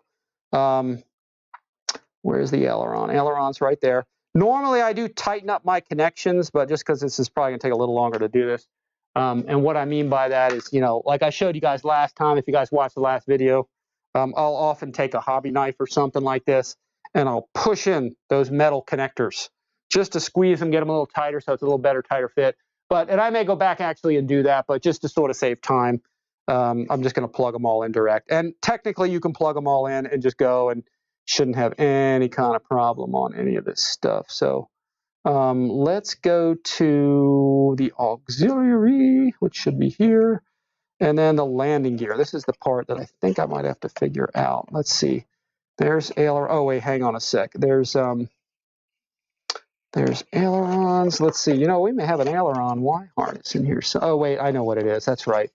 That's right. This is a little bit different than some of the others. In fact, let me move. I'm going to move my car out of the way here. Let's get kind of down into this thing. See if I can get this kind of angled a little better so I can show you guys what's happening, I think. Yeah, there's a lot of wires down in there. That's kind of surprising. But again, guys, this is a full-featured airplane. It's got, gear, flaps, retractable gear. So there's actually quite a bit with it. Okay, so I'm going to take the lighting. Let's get the lighting out of the way first. Kind of process of elimination sort of a thing here. we'll get the lighting out of here. Let's get these two lights that are coming up from underneath. And I'm going to plug these in. I hope you guys can see this. Let me angle my camera a little bit. This is just the lighting. Don't reverse the polarity. Make sure you just copy what the other side is. All the reds are on one side, it looks like, right there. And then here, this is another light. We'll get that in there. So that should take care of our lights, and that's plugged into a Y harness someplace. So all our reds are on one, all our blacks are on the other. So it's all set up there. That should be good. Maybe wrap some tape around that too. Probably save that for later. And then there's aileron wire coming up from underneath here. And I have to probably do a little figuring here. Actually, there might be a Y for that. Actually, let me actually trace this backwards. Yeah, there's, you know what, there might be an aileron or a oh, I know what it is. The aileron that comes up from underneath, now that I'm thinking about it, the one that comes up from underneath has to go into the stabilizer because that wasn't originally plugged in. Everything else is already plugged in there already. So that's why I'm a little confusion here. Let's see. So that is going to go, if you guys can see that, right into this last aileron channel right here. So that looks like that's where that goes. Let's get that in place. Make sure the polarity is right. So that aileron is in there. Now we got our real ailerons that are Y harnessed together from both sides. Those ailerons here, Y harnessed, come in and they go right into the stabilizer. And then on the back side of the stabilizer, this aileron channel goes into here. So we still have, I have a landing gear coming out of here, and this is coming from the floor. So this is the main gear. And then we've got the nose gear, which I think is here. And these both have to go into something. I don't think there's, I don't remember seeing a Y harness anywhere in this package because I'm pretty sure the two of these need a Y. So I will probably, oh, you know what? It's probably, oh, I know exactly what it is. All right, this one is coming up. I'm pretty sure this is how it is. I'm going to kind of take my best guess, but the box that's down in there acts like a Y harness. It's like a triple. Let me see if I can zoom in. That's going to be amazing if I can get down in there. All those wires down here on that junction box, those are like a triple Y for landing gear, and they're all plugged in down there. So you got one coming from the nose, and you got this one coming from the main box. Okay, so rather than a Y harness, you're going to take this one, I think, and we're going to plug it right in. I can see the number 5 down in there. It's going to be really hard for me to show you guys that on camera, but that's going to plug into the junction box, actually, that comes in from the wing. So that's, I need a tool. Hang on, I can't even see down in there. Let's see, I'm going to use a tool just to line it up, and it should fit down there. I'm hoping that's going to go in so I don't have any major deals with getting that in place. Fortunately, I had the experience of putting the other one together, so I kind of know how that works. I'm pretty sure that was number 5. So now all the gears should be Y harnessed together, basically on a triple through that junction box that we saw that was attached to the wing. And then now this one gear line that comes up through here should complete everything, and that should be about it. So let's get that in place, and I think that's good to go. I think we're all set. Again, this is the S-bus line. Let me see if I can back off a little bit, go a little wire. This is the S-bus line, so we're not going to use that. I'm not using that, so that's going to go. I'll probably just tuck that back in there. I might mess with it a little later to clean it up a little bit, but I think that's it. I think we got everything wired. Kind of a little Hail Mary down in there. A lot of wires for a little plane. You'd be surprised. But hey, and I'm probably going to have to tape this or get these wires later, get them out of the way. I'll probably route some things around kind of this side and get them over. And we'll talk about it during a flight demo probably, just so it's not interfering with this horn right here. You really don't want to have stuff getting in the way of your I believe that's the rudder. Yeah, that's your rudder horn. So you don't want to kind of stuff to get in the way. So I'll probably tuck these wires or move them away and maybe tape them to that wall or something. But for now, I think we're good with this. And I think what I'm going to end up doing, which I don't know just yet, but let me see if I can zoom. I'll probably end up putting this receiver. It's a nice fit. I think my old one, I did a similar thing, but I had it on the other side. It's actually kind of a nice fit right in there. And then we could take like one antenna probably and run it along this sidewall and tape it flat with some Blenderm. And then the other one I'll probably put like right across here. We might even do that here shortly. So, but for right now, let me make sure I got everything wired right actually. So I got my let's see. Let me zoom out here a little bit. Everybody with me? 89 watching. Thank you guys. I like the spaghetti lab. Yeah, that's about what it is. But it's not bad. It went together pretty good. I mean, it's pretty easy actually. First time really looking at this one. You know, it does go together well. Why not using your old Futaba anymore? I have the old Futaba. Oh, you ordered the stand. Appreciate it. Hey, Joseph Youngblood, if you can use my link in the description below this video, I got links to the stand. If you guys get one of those, again, it does support the channel at no cost to you guys, so we appreciate that. All right, let's see. I'm going to turn this on. You can see here I just made a model memory. I hadn't done anything else to it, but I just put FMS CJ-6 version 2. So we're all ready to go in here. We'll bind it up. The prop is off the airplane. Say again, off. Actually, you know what we're going to do real quick? I made for everybody here, this is my standard shelf liner deal here. So I put some double-sided Scotch tape on the back end of that because I want the battery floor, as usual, to be kind of grippy. So let me zoom in down on there. Let me zoom in to the floor, if I can find the floor down in there. The other thing, too, is there's not much of a floor on this plane. It's kind of hollow. But, you know, it shouldn't matter. I mean, I'm going to still cut around it, and I'll show you what I mean by that, I think, here. So I'm going to spread this all apart here. Let's see. Let's get these wires out of the way. I wish they had put a little more meat down here in the floor because there's not a lot, as you can see, to stick it to. But I pre-cut this so I could put this in. And all I'm going to do is just put this down here. I'm on the other side of the plane here. And I'm going to get this so it fits right between all of those things there. Let me get this thing in place here.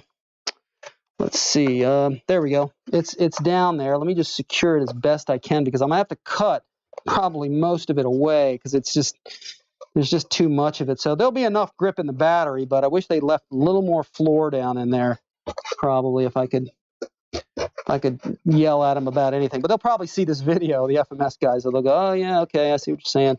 So, all right, that's on there pretty good. Notice I'm making sure it sticks down there pretty tight because there's not a lot of grip on that, but there'll be enough with the battery the way it is. So let me pan out for 1 second. I do need to get a hobby knife here, or a hobby knife blade. I need a sharp one to do this with, and I forgot to get earlier on. So let me grab, I'm going through my tool bag here. I can grab a couple of blades. All right, when you do this, you do want a sharper blade, a new one. So you can see right here, I'm going to grab myself a new one. I do have blades that you guys can get also at my Amazon store. That's where I get these from. They're cheap. And I go through them so quickly, so often. So I'm going to replace this because you got to have a sharp one when you're doing this kind of thing.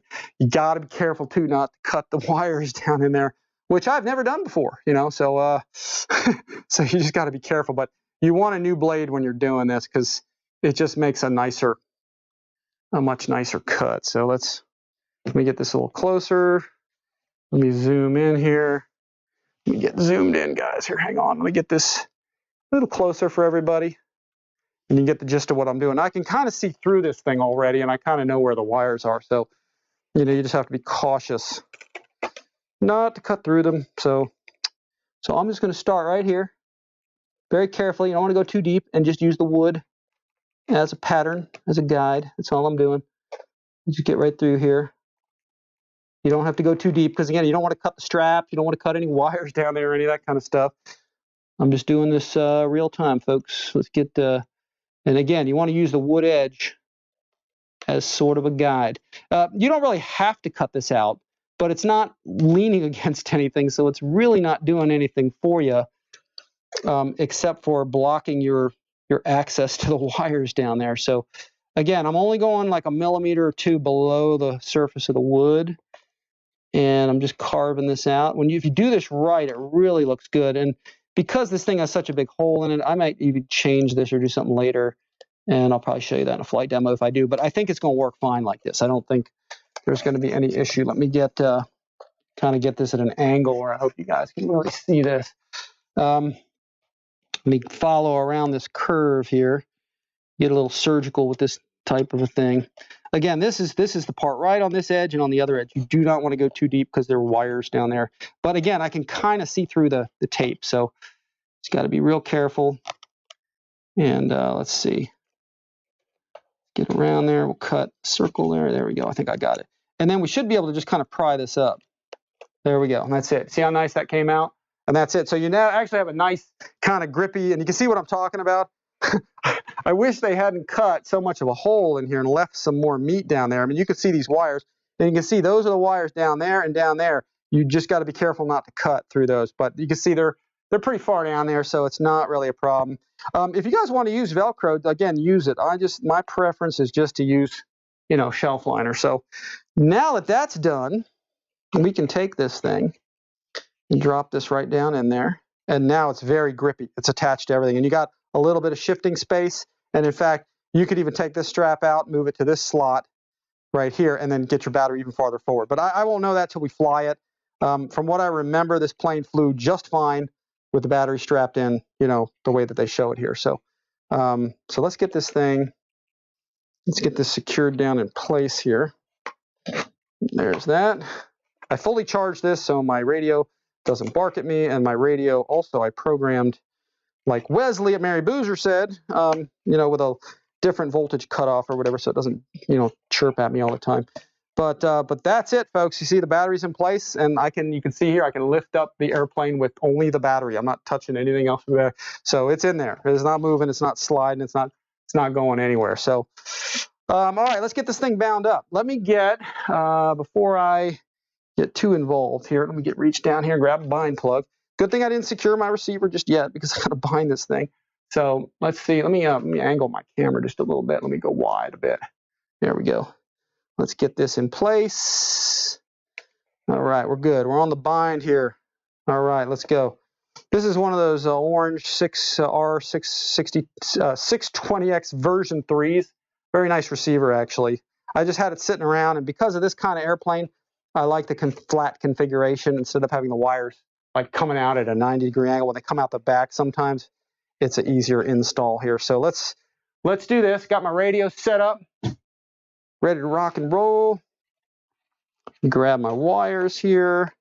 I think I know that I could cut my hand with this. So this thing's coming off. Let me very carefully with a knife. Let me just kind of carefully. Let me see if you guys can see that. Just going to very carefully cut that off. Don't cut through the insulation. There we go. Just pull this off because this thing is kind of a pain. Get that off of there. It's just telling you caution. When you plug this in, you could chop your fingers off. All right, here we go. Let's. We got the receiver there. I think everybody can see that. Yep. Plug this baby in. All right, there we go. We got the beeping. We got the flashing. Okay. And then let's hold our bind button here. Let me zoom out. And let's turn this baby on. Let's see what happens. Binding. DSMX 22 milliseconds. Telemetry. Bind complete. And there's our bind. There was 3 movements of the aileron, 3 movements of the elevator, so we must have our gyro system working here. So let's pan out here just a little bit. Let's see our ailerons and stuff. Let me back off on this a little bit. Zoom out. I can't really get too far zoomed out, but there's a little bit of background stuff to look at coming soon tomorrow. So, but anyway, aside from that, let's see. We're going to check our ailerons. It looks like our ailerons are backwards, so let's fix that first. We'll just go into servo setup, run into reverse. We'll reverse our ailerons. There we go. So right, left, we're good. Elevator's good, up, down. Let's check our left and right on the rudder. So that's all good. And here, we'll back out of there. So all I had to do was reverse the aileron. Everything looks good. I got to figure out how to assign that the aileron mode. It looks like it's working. As I'm moving it and pitching it, it's correcting. So it's supposed to be correct from the factory, but again, we'll kind of see. Let me just tuck this in. I want to take a quick look at how the landing gear is on this thing. Let me plug this in or get the canopy on here. All right, let's see what we got. 96 watching. You guys are awesome, man. You guys are totally awesome for watching. I appreciate that. That's a lot of guys watching. Look at the lights. Holy smokes, look at this. Look at the landing light on there. Super bright, super nice. I'm digging that. And then wingtips flashing. Very, very cool. Very bright light, man. I might even, you know, pry this off and put like a aluminum reflector, like a chrome reflector in there or something to brighten that up. There's our wingtip there. That's super nice. And then look at the underside, kind of the belly light there. Look at that. That's nice. Nice lens. Yeah, very, very cool. So let's see if we can get the landing gear out. Let me hit the switch. All right, it's going the wrong way for me, but it's working perfectly. So let me, usually that's down and up is up. So let's reverse that real quick. Just go into my, oh no, hang on, that's the wrong thing. Let's see, let's go servo setup, travel. Let's go to reverse. There we go. We're going to go to gear. I'm just going to reverse it. There we go. So for me, down is down, up is up. That's just how I roll, and a lot of people do roll that way. So it's a good standard to use for someone was talking about using Futaba. That's why I use Spektrum, because it's so well geared to airplanes. Gear is here, flaps are here. I think this is going to be the gyro one, but I'm not sure. But gear and flaps this is the best place to have gear and flaps, so you can keep flying your airplane in a dead stick or anything. You can get to your gear and flaps without affecting your flight stick. And I just like the position of the switch. Spektrum's really got it, the ergonomics down and everything. So, but I do like Futaba. It's just, you know, I prefer Spektrum. But yeah, check out the gear, man. This is nice. This is really just like the old gear too, but it has a really nice little arm here with a separate door. But the doors are pretty neat looking. They're they're sort of a segmented door. And there's no suspension in the gear. It's just a straight metal with just this kind of plastic cover around it. But it goes all the way in there. I'll put a little foam tack right around this E-ring to keep the E-ring on. Same thing for the other side. But you can see how nice, you know, the retracts function beautifully on this thing. Let me flip that one more time and we'll take a look at that. Yeah, just outstanding. Very nice landing gear. That's it, guys. Right out of the box, it's pretty much perfect. Let's run our nose gear. See, the steering's good, and you got a nice access right there to the adjustment if you need to get an Allen wrench in there, 1.5 millimeter, and adjust all of that stuff. So very cool. And then really the last thing we need to do, I think, is get the flaps. Oh wait, the flaps are working already. I didn't think that was. I thought I was going to have to adjust something there.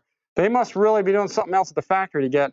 Usually the bind and flies are this way, but you know, the FMS, shoot, they stepped up their game with that. It works perfectly out of the box. The only thing I got going on is it is backwards. So let's see. For me, flaps down would be that way. So let me just reverse my aux 1, which is right here. It's going to reverse that. So we've got. Wow, that's great. We've got 2 settings. Fantastic. They already got it set up for it. And we can adjust that. We can go into. In fact, let me see if I got. No, I just reversed it. Flaps down, flaps up. There we go. So let's back out of that before I change anything. There we go. And then we can go into the flap system menu. I just blew past it, I think. Let's see. Oh, no, we don't have a flap. How come I don't have a... Well, that's unusual. It's I never even activated the flaps on this plane. Very strange. Interesting. Yeah, I don't think I activated the flaps on this. Here, let's do this real quick. I'm going to change something real fast. Not change anything, but let me unplug the plane really quick. Get that top off of there real fast. Move this thing out of the way. I'm eyeballing that Corsair over there, man. It's calling my name. Let's see. All right, let me unplug this really quick because I'm about to turn the RF off on the radio here. So let's back up a little bit. Let's go into some menus here. Actually, let me go into system setup, disable the RF, yes. Model type or aircraft type, I think.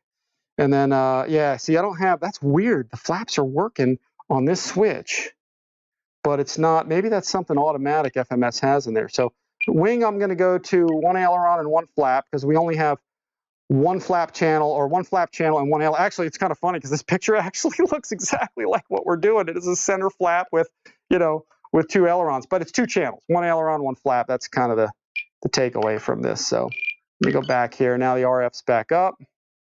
Oh, and I did my binding and forgot to pull the bind plug out. I've never actually done that before. So let's do this. Let's just do a rebind. Let's turn the radio off. Bind plug is back in again, so we'll just do another rebind because I forgot to take the bind plug out when I bound it. So let's plug this in. Lights are flashing right there. We'll do a rebind again real quick. Radio's coming on. Again, props off the airplane. Binding. Bind failed. Oh, no, bind failed. That's not good. Well, if that happens, we'll do it again. Let's see. Let's unplug this. We'll try that one more time. I hope the flap thing didn't mess me up. Let's try it again. Let's see. Okay, radio's off. Bind plug is in. Close this thing. Let's do it again. Press the button. Radio's on. And let's let it sit there and bind, hopefully. Binding. DSMX 22 milliseconds. There we go. Let's see what we got. Telemetry. There we go. It's a miracle. Bind complete. Bind complete. It's a miracle. Flight controls are checking themselves. Oh, that's awesome. It's working. Holy smokes. Yeah, excellent. Now let's pull the bind plug out. Let's not forget to do that. Bind plug's out. That's it. So let's take a look at if the flaps are still working. Let me just tuck this stuff back in there again. This is generally the process I go through every time I do get one of these planes going here. Let's put this on here. All right, let's flip this around. And let's see what the flaps are doing now. And now the flaps, now they don't work at all. I wonder if there's a program. Actually, let's do this. That's because I got to probably program it. So let's go, now that we activated the flap system, it must have some automatic thing in there. So if you don't have a menu, maybe that's what's set up for Futaba or something. That might be what it is. But I'm going to activate the flap system. I'm going to flip the switch for it to assign that switch. And let's see if it will let me do this, because I want to have my flap speed and all that. And again, you could probably do it the other way and just slow down the servo if you want, but I usually like to do it through the flap menu. So let's adjust this. Let's see if the flaps will go down. I can't see what these are doing. Yeah, it looks like it's going down. So as I'm rolling this, the flap is going down, if you could see, into the sort of the 0 position. So it looks like it's about there. There we go. Then we got one setting of flaps. So I don't know exactly where these were intended to be. They may be at 100 or something.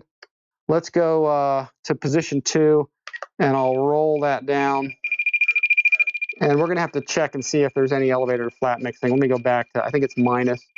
Yeah, that's it. I'm just going to spin it all the way just to see what it is. I'll get the actual flap set later, and we'll kind of talk about that in the flight, so I don't spend too much time on it here. But that's it. That should be our flap setting, just like it was before, really. But now we can add, you know, a speed to it, which, again, you could probably do it through the speed menu if you have to. But this way, you have a little more control over your flap range. I should call it. You should say, you know, and everything. So, all right, we'll go to 2 seconds. So now we've got our flaps, and we've got a nice slow speed. Let's look at that from a different angle. You can kind of see it a little better there. There we go. Perfect. So I'll measure those and adjust those later. And again, we'll talk about that during the flight. But now it's working with a slowdown. It's working through for the speed, and it's working through our flap system menu now. So which is kind of exactly what we want. So, man, that's about it. I mean, we're good to go. Next thing we really got to do is just, I'm going to do a throttle calibration real quick, just to make sure we're getting the power out of this thing we need to. And let's go. Let's do this. I'm going to unplug this thing. I'm going to slap the prop on there. Let's go with this. Let me zoom down a little bit here, or pan down. Panning down. Dive. All right, let's see. Let's get this in place. And let me see if I can find that little nut. I do think this nut is a little bit weird because it's just a plastic thing with a metal nut, and there's not a lot to grip on it, so it's a little bizarre. But you know, you don't need a lot of pressure on this because there's a hex drive in there. So, and this will keep you from over tightening it, that's for sure. So, okay, so we got that on. Now we can kind of turn it around and get it away from myself, from all the important parts and stuff. And plug this thing in. In fact, let's do this. We're going back to, let me back away from here. Back, there we go. So now we're going to go ahead, radio's on, throttle's to high, and we will plug this in to calibrate our throttle. Hang on, let me get this thing. There we go. And then as it boots up, we'll go back to throttle. We'll bring it back all the way to idle. It should calibrate. There we go. And let's see if we got some throttle range here. There we go. It's spinning nice. Actually, One thing I forgot to do that I should have done right off the bat immediately was to put in a throttle cut. So before I do the throttle cut, I'm just going to unplug this thing, and so it doesn't fly away, or do it with the prop off, one or the other. But just go to throttle cut. We'll activate that, and then I'm going to hit. I use this switch all the time. That's just my preferred switch, and we'll activate that, and then we're going to go to, if I'm not mistaken, white on number 2, black on 0 and 1. That way, it should work here, but it should be off in the other 2 positions. Again, you guys use which one switch you want. I rest my hand there. I never use that switch for anything but a hand rest. So while I'm flying, I know I'm not going to hit that switch. It's always right there. That just works for me. So use the button, use a different switch, use what works for you. But make sure whatever you do, it's not a switch that you will hit or press or flip while you're flying. Because then the opposite happens. You basically, the switch turns into becoming a throttle kill or a safety device to a self-destruct mechanism for your plane. Because when you try to go around, you got no power. So make sure you know where that switch is all the time. All right, let's see what we're doing. All right, it's powered up. Let's see, we got throttle here. And then when I turn it to the middle or off position, we got no throttle. So I got it set right. Here it's on, the other 2 it's off. So we're good. I got it set where I want it. Okay, so now we got a safe throttle set on this whole thing, and we're kind of good to go. And I think that's about it. Let's see. I don't think I need to do too much with this. I think the prop is good on. I got my safety, so I think we're okay. And then we're all secured down here. I'm going to actually secure this thing. I might as well go through this part. I'll arrange these wires later because it's a little bit of, sometimes I got to reroute and do a couple things or whatever. I'll show that during the flight demo because I'll clean it up. I usually like to clean it up, make it a little nicer, a little more organized and stuff. But for right now, probably what I'm going to do is I'm going to take a wad of Velcro in my Velcro deal here, where's my Velcro at? My Velcro is missing in action. Oh, no, there it is. Oh, no, that's not it. Where did all my Velcro go? I usually have a ton of it in my bag. All right, well, you know what? I think I'll skip that. I think everybody gets the gist of it. Because what I'm going to do, and we'll talk about it, I'll show you during the flight. I usually always show this when I fly the plane anyway. So, and we'll get into that. And we'll get into the flight stabilizer during the flight. But I'll put some Velcro on this side right here. I'll put some in there. And you can use double-sided tape if you want. I'll secure that. I'm going to take some tape because I'm probably going to mess with these wires just to kind of clean them up a little bit. I'll take one of these and I'll probably tape it with some scotch or some 3M blender on the inside here so it's nice and straight, pointing longitudinally. And then I'll take the other one and I'll put it probably horizontally, I bet, probably right there, and I'll tape it on that way. So they're 90 degrees to each other. You want to do that as best you can with most planes so you minimize the chance of losing signal. So by having them that way, or if they're all just crumbled and thrown in there, if your plane crashes, that probably is why. So you just want to have them 90 degrees to each other some way in the plane, however you do it. So, and I think that's it, guys. I think we're done with the sort of the building of this. I think we could probably put this back on the table, and you know, we'll talk about it a bit. So let me get this thing back up. There we go. That's secured. And let me lift. In fact, give me 1 second. I'm going to swap my camera view here for everybody. Let me get to this. I will swap the cameras. Here they go.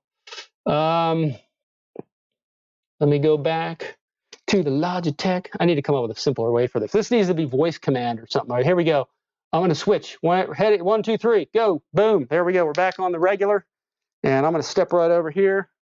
We're on the webcam now. I'll bring the airplane over. And there we go, guys. Look at that. That is just a thing of beauty. Look at that thing. Really nice. Nice paint job. Look at that thing. That is absolutely cool. So let me see if I can angle my camera better so I can get it more towards, there we go. That's probably better. You guys notice some chargers back here? I'll be doing some good charger reviews later shortly of a lot of these different chargers. But yeah, awesome, guys. Very cool. Very easy assembly. That was really my first assembly on the thing. I did look in the box so I could kind of see some of the parts so I could share that with you guys and be a little more efficient with it. But I hadn't put it together other than the first one, you know, and you can kind of compare, you know, the two Again, the new versus the old, and both very similar airplanes, of course, but you know, you got a 2-bladed prop and 4 cells of power versus a 3-bladed prop and 3 cells. I always thought on 3-cell it had plenty of power. And if you can get an old one, man, by all means, get one of these. It's cool. They're a great flying model. So the color's awesome. The gray was a little dull on the underside, but the green with the darn lightning bolt, man, that's just cool. So, all right, let me get this up and out of the way. Let me see if I can get to some of y'all's questions and stuff. Oh, and from here, what I do from here is, and you can tell, like, the elevator is off. It needs to be adjusted. So, you know, one of the next things we're going to do is, as I always do, and I don't probably need to do it in front of everybody, but we need to neutralize our flight controls. Our elevators are working just fine, but you can see how far off the thing is. I mean, it's kind of hanging down.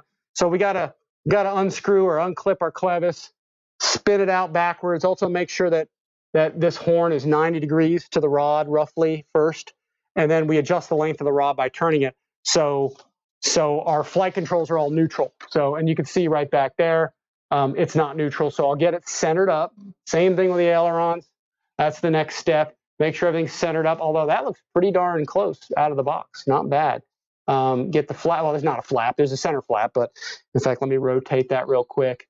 Yeah, flap's working beautifully back there. Yeah, really nice. That's a nice light under there too. So you get everything neutralized. Let's look at this aileron. That aileron's pretty neutral too. It may need a turn or half a turn or something. That's it. But the elevator, you want to get straight. Same thing with your rudder. Make sure your rudder is centered if you have to. Again, undo the clevis, turn it a little bit, snap it back on. Make sure everything's neutral. Make sure your flight controls, everything's neutral. And it looks like this thing is correcting. I'm going to read up a little bit more on the gyro, and we'll talk about that more. But it is correcting properly, and I probably have to assign a switch. In fact, let me look at this thing really fast. I don't want to try to read the whole thing right now, but it says turn your transmitter on first, then turn on your receiver. Set your aircraft down on this flat surface. Oh yeah, that's what it is. Check that your 3-position switch is functional. I don't know which one that is. So I'll mess with this, guys. I'll look at the instructions and I'll put them up here if anybody wants to kind of read through them or whatever. At some point, you can always freeze frame it there, maybe, and you guys will be able to see it. But I'll read through it. I'll get it set up, and then we'll talk about it during the flight because we'll take it out here and fly it here pretty darn soon. Probably like Sunday, we'll get out and fly it around. 98 guys. Hey, I appreciate that. You guys are awesome for coming and watching. Let me look through some of y'all's comments and stuff. Might have to reset the receiver. That's what Dave Martin Graff said. Intriguing. Hey, I'm here. Who's that? Stall Speed RC. Jeff in Lower Alabama. He's always here. Flaps were set by the gyro. Oh, they may have been. That's a possibility. Like I said, I'll get into it. But you know, the thing is I don't think the flaps go through the gyro though. Yeah, I don't know. And I'll set the elevator to flap mixing if there is some. I'll look at my old radio. Again, we'll talk about that during the flight more. But the only things that go through the gyro are the aileron, elevator, throttle, and rudder. The flaps don't go through it. So, you know, that's kind of what's sort of going on there. But sometimes you need to mess with things. You can't necessarily do all on camera, but I'll try to, again, I'll mess with that and we'll talk about that, you know, during the flight demo and everything. So Mike Bird, very well made. Yes, all the FMS stuff is pretty much the best stuff out there. You know, a lot of times FMS is like the last person or the last group to make a plane. Like you have others that are in advance that come quicker, you know, or you get them first and then FMS comes later. But FMS always makes it the best. So it's kind of like they always try and improve and make things as best they can. And they always try and make it better than everybody else. And that is a fantastic thing. So let's see, what do we got here? If you still have your TAF Viper, does it take off on grass? Mine did, but it wasn't as good of a grass takeoff jet because it was a little low on the power. But it did get off the grass. I mean, I did flight demos of it on grass, and it took off well there. So it wasn't perfect, but, you know, it did get off the grass. But it is more suited to runways or paved surfaces. So, and I think that's it, guys. With that, I'm going to take questions. If you guys want to throw some stuff out at me, you know, feel free to to ask. I'm watching the chat board here and seeing what you guys have to say. And I'm really digging this. It's nice. All right, had to take my dark helmet drink there. Let's see. P3ARLJAM26 says thanks. Looks great, Rich. They took, let's see. They look hard, Jeff. I'm not sure what he said. Let me try and go back a little bit. I know you guys commented a lot, and I missed probably a whole bunch of it. So let me see. Okay, Warbird Pilot's there. I just left then. I just left on 100. All right, I'm trying to look at some of y'all's things here. Let me see if anybody else showed up. There's a lot of guys here, but yeah. Again, Shadow Ops, thank you very much for the super chat. We do appreciate that.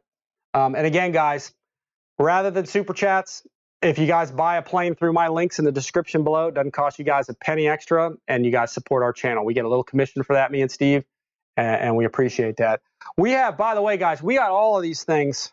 Every plane you see me with, I have at events. So, you know, it's not like I'm giving you some sales pitch or something, and then, you know, you never see the plane again.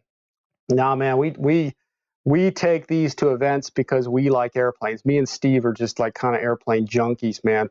It's just what we love doing. So my girlfriend comes with me. She loves going. Let's see. Hey, Furball and Joseph, Jeff and Laura Alabama. Let's see. I have jeweler's tools for stuff like that. Yep, you got to have all kinds of tools, man. Can never have too many tools. I put my receiver wires into drinking straws. Yeah, that's a good idea. Les Batum says he puts his receiver wires in drinking straws, glued to the side of the fuselage. That is a good idea. And the smaller the tube, and even if you have if you get an antenna tube, that's even better. And sometimes I'll take a spike and I'll just stick it through the foam and make a channel through the foam, and I'll stick the antenna right in the foam and let that be like your tube, your thing that supports it. So in some instances, I'll do that because foam is a great thing to have an antenna going through because it doesn't really block any signal. You just got to be careful of carbon spars and stuff. Keep the antennas away from carbon because, you know, a little spar is not going to hurt anything, but you want to keep them because the antennas don't work well through carbon. So that's all. Just keep them away from carbon. So don't put it in a carbon tube, whatever you do, because I think it blocks all the signal and stuff. So, but straws are perfect. Antenna tubes, yeah, all that stuff. Let's see. Dave Martin Graff, the lights are super nice. Yes, they are. I'm real impressed. Yeah, the lights are good, man. I mean, they're cool. Here, let me put the. Actually, you know what? I can't even. I've got this. Hang on. I think I need to scratch the itch again and click the magic button. That's Merlin RC. Are the T's with the Corsair sitting there? Yeah, I know the Corsair's over there. Believe me, it's calling to me too. Because for those of you guys that don't know, and you might have seen this, but you know, years ago, I did the Corsair version 1 or 2, whatever, for Motion RC because they were selling FMS at the time. So that was the absolutely most watched video that Motion RC has ever had. It had about 350,000 hits on it. I think their most watched one now is somewhere right around 300. So, and the next one behind it was the F-18 Hornet, the one that I did with the vectored thrust and all that stuff. But Motion RC, you know, they started carrying their own Corsair about 2 years ago, I guess, or something. And so, of course, they're not selling FMS anymore. They're selling their brand. So they deleted the video or took it off or whatever. I still have that video on my channel. So if you guys want to see a great Corsair demo, great Corsair stuff, there is on the YouTube channel already. So you guys can go look at the old stuff. But Motion RC removed that, but it still to this date was their most watched, you know, video of all time. You know, so I would have loved to have seen it if it was still on there to see how high it would have gotten. But that's the beauty of having my own channel. I have a version of it on there. It probably got about 50,000 or so more hits, but you guys can see that great Corsair demo on there now. And the new plane's probably going to just fly even better. So it was such an awesome airplane. So, but yeah, here, let me see if I can get. I got to. One thing is, guys, I have 2 screens I'm looking at. One of them has a lag, so when I pick this up to show you in the camera, I can't see anything. So I've got to go to the one that's live without the lag. But yeah, there you go. There's your landing light right there through the webcam. It's super bright. Again, you can see your wing light right there as well. Flashing green, very cool. Somebody's calling me. Who's that? I'm going to cancel that out. Somebody's always calling me. Let's see what's going on. And then right there, you see the flashing red there. Let me see. Somebody messaged me. Let's see if there's anything I got to be aware of. Like someone might say something like, hey, Rich, you know, your pants just fell down or something. Let's see what I got. Let me look and see who all's contacting me here. Let's look that up. And let's see. Let's see what would I got. You call. Now let's see. Yeah, I just can't read. Okay, got it. Okay, cool. Yeah, I get messages from people all the time. Sorry about that, guys. But nice airplane, guys. Super nice bird. Let's see what else we got chat-wise. Yeah, let's see. Might have to reset. Yeah, again, guys, I do appreciate it if you use my links to get some. Yeah, this is a great plane, guys. The version 1 was out of this world. It just flew awesome. This one's going to be even better. Let's see what we got. Whoa, hold on a sec. The Roblox Blue Angel. Somebody just put a whole bunch of stuff on there. I don't know what that's coming from. I'm using my kid's computer. I'm using my 15-year-old's gaming laptop for this. So, because I needed the hardwire connection while he uses a desktop, so that might be someone else on there. So, notice the AR630 don't like glow engines. Yeah, maybe not. Keith Christie said, Rich, thanks for the Corsair. Can you confirm motor KV when you do the unboxing? Yes. I'm not 100%, but I'm pretty sure I was successful in talking them into using the 360 kV motor instead of the 300. So I think they put it in there. So don't quote me on that just yet, but I think I saw on the spec sheet, because initially they said, it's too much power. And I said, no, it's not. I've been flying it for years like that with the 360 on there. So we'll know more tomorrow because I'll take a look at it. Let's see. Warning, the stream's current bit rate is something that's lower than the recommended bit rate. We recommend that you use stream bit rate of 45. Okay, interesting. So is lower the recommended bit rate. Okay, they want me to go to a 4500 bit rate, so I'll make a note of that and I'll change that later. But all right, are you guys getting? When are you going to doing the next live stream? Mike Bird, next live stream tomorrow, 2 p.m. Eastern time. So it's going to be 2 hours earlier than this one, but it's going to be tomorrow. So we're going to unbox the Corsair so y'all can, kind of see that in all its glory. Years ago, when the Tiger Cat came out, maybe 2 years ago, I got the first one from the factory. We demoed it first off at Joe Knoll. That was the first time it flew in the United States, was at Joe Knoll. And right away, I just contacted the factory via email, like I was out at the field at Joe Knoll. I said, hey, you guys need to redo all of, the plane literally arrived at the event. Steve drove it up. But I said, you need to redo all the 1700 millimeter warbirds and make them like this. And they said they would get to it eventually. And after all this time, yes, they've gotten to it. So it's probably going to be the best Corsair. I've had it out of the box, just looking at the parts and stuff. So far, man, they covered all the bases. The little issues the old one had, even though the old one was awesome, they fixed them and then some. So there's a lot of cool stuff I'm going to show you guys tomorrow. So make sure you guys stay tuned and watch that. There's a lot of good detail I want to show you guys. System is idle. Let me kind of pulse that a little bit, make sure my safety's still on. I'm taking a picture of the screen because I want to remember what this thing says so I can go back and adjust that bit rate. And if I have a mental note of it or a note of it on there, I'll be sure to do it. Hi, Rich. Merlin RC says, do you think the CJ-6 would be okay for a first warbird? Absolutely yes, because it's the exact configuration that you need. You want to have, if you can, tricycle landing gear. The big difference between making a plane easy to fly and hard to fly, or determining if it's going to be a challenge or not, really, it's really the landing gear. In other words, if you have a tricycle gear airplane, it's very easy to fly. It's the ground handling's easy. It's just when you have a tail dragger warbird that has a lot of power, especially, that's where it gets to be a challenge because it's sitting on the tail. And then once that tail comes up, it's kind of like you're on ice. This thing's moving around, and that's where the challenge comes in because you lose the grip, the friction of your tail wheel off of the ground for directional control. And then now you're at the mercy of the torque, the P factor, the gyroscopic precession, and the spiraling slipstream that's made by the motor. And if you have a really powerful engine and prop, it's kind of like, it's not hard, it's just it is a challenge, and you got to be on the ball with a tail dragger. So yes, Merlin RC, this would be a really good plane to start off with a Warbird if you wanted to. So, but just keep in mind, it's not a Warbird in the sense that it's a tail dragger. You know what I mean? It's a tricycle gear plane, so it's very easy to fly. Anybody can get this, fly it, love flying it around, but it's still different than a tail dragger type airplane, you know? So let's see. Sorry, I've been very busy. I'm getting this Robox Blue Angel here. Oh, he says, oh, hey, is this a good starter plane? Yes. No, well, you know what? It's tricycle gear. It's easy to fly.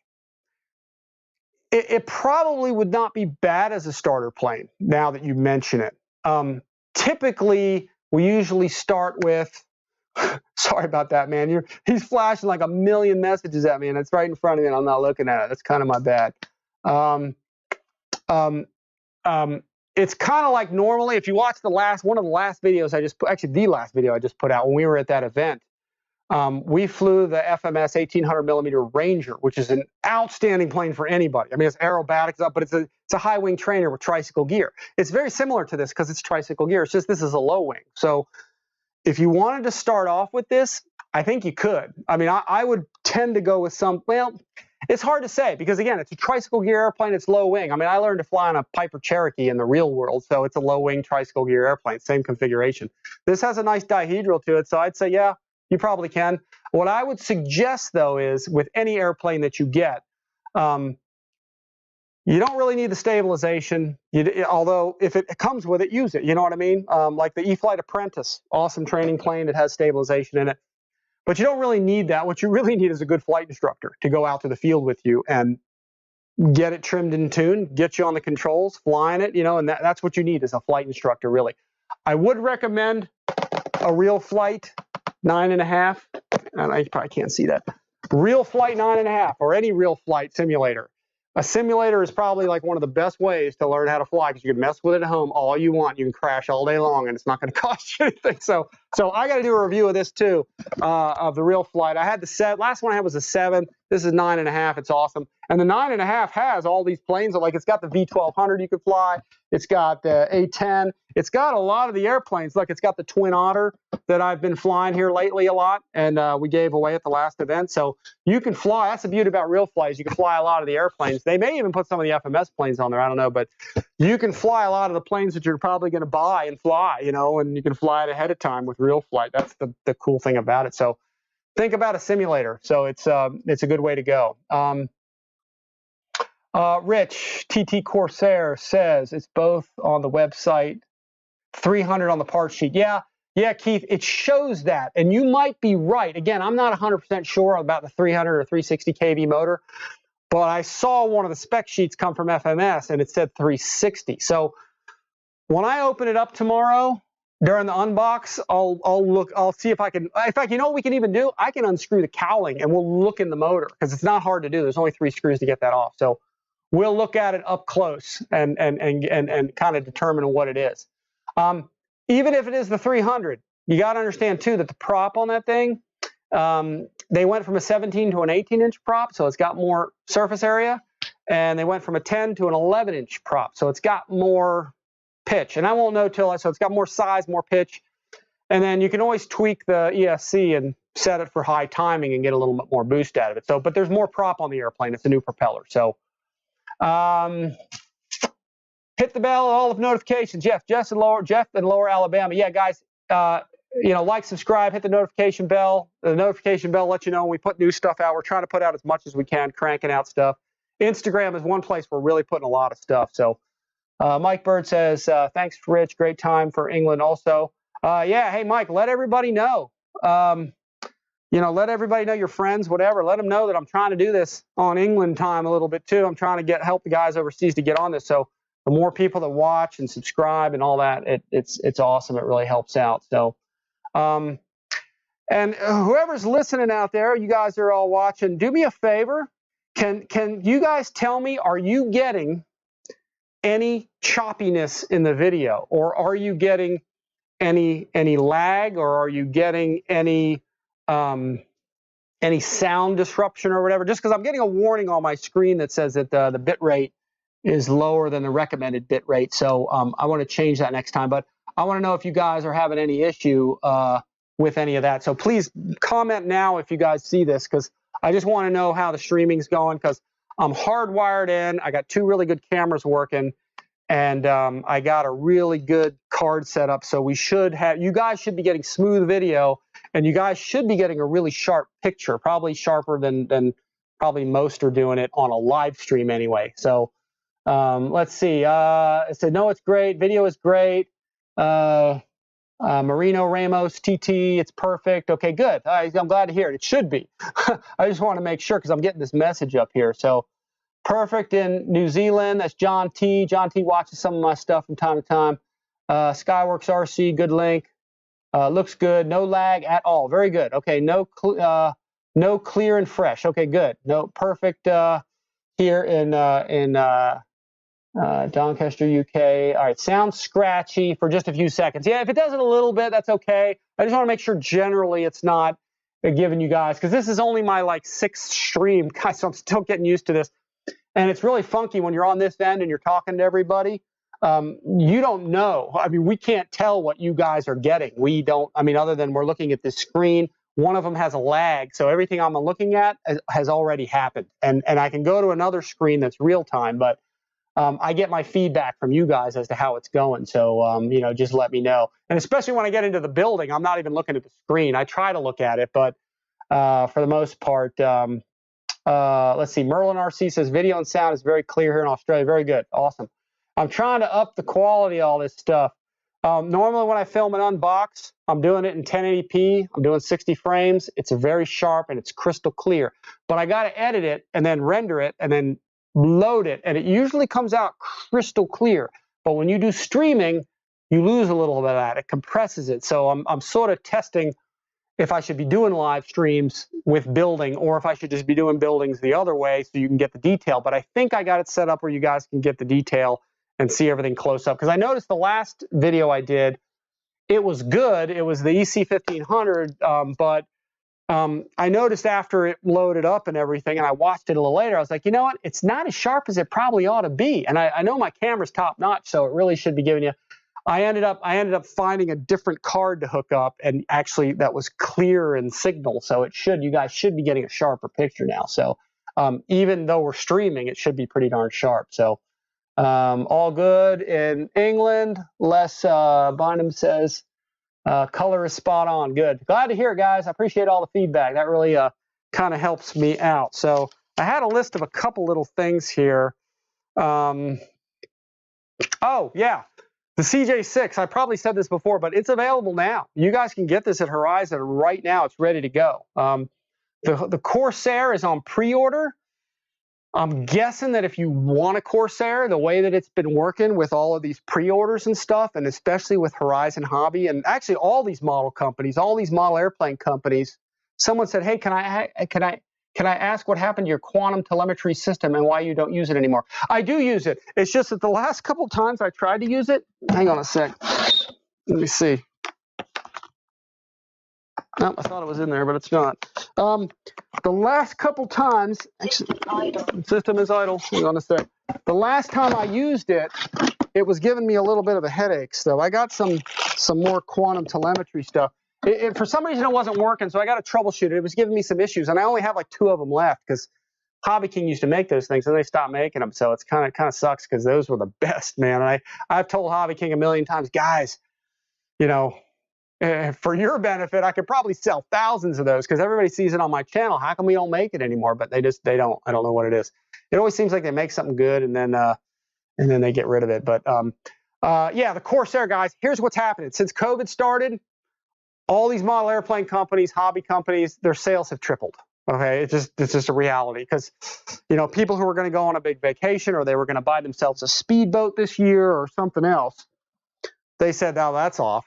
So, and everybody's at home. So everybody's like, hey, I'm going to get a model airplane or I'm going to get some planes and I'm going to work at home and do some stuff. So that's what they've been doing is everybody's been buying up model airplanes. So, you know, if you see something like the Corsair that you want or the CJ-6 and it says back order or it's pre-order or something with all of these companies, you know, typically they can't mail anything direct. It's too expensive. Everything is coming in on containers. So as the container is coming across the ocean, on the website, in most cases, the airplanes are 2/3 of the way sold out already. So there's about 1/3 of them still remaining. 2/3 are spoken for already. So if you wait for that airplane to get in stock, by the time you go to order it, that remaining third is already typically sold out. I've had many of my viewers call me and say, geez, I ordered it right then, and then boom, they're all gone. So with this COVID environment, if you guys want to get these planes and they're on back order or they're pre-order, you really need to order it like right away, because about the time the container arrives and they go, hey, it's in stock, boom, the remaining ones get sold off and they're gone. So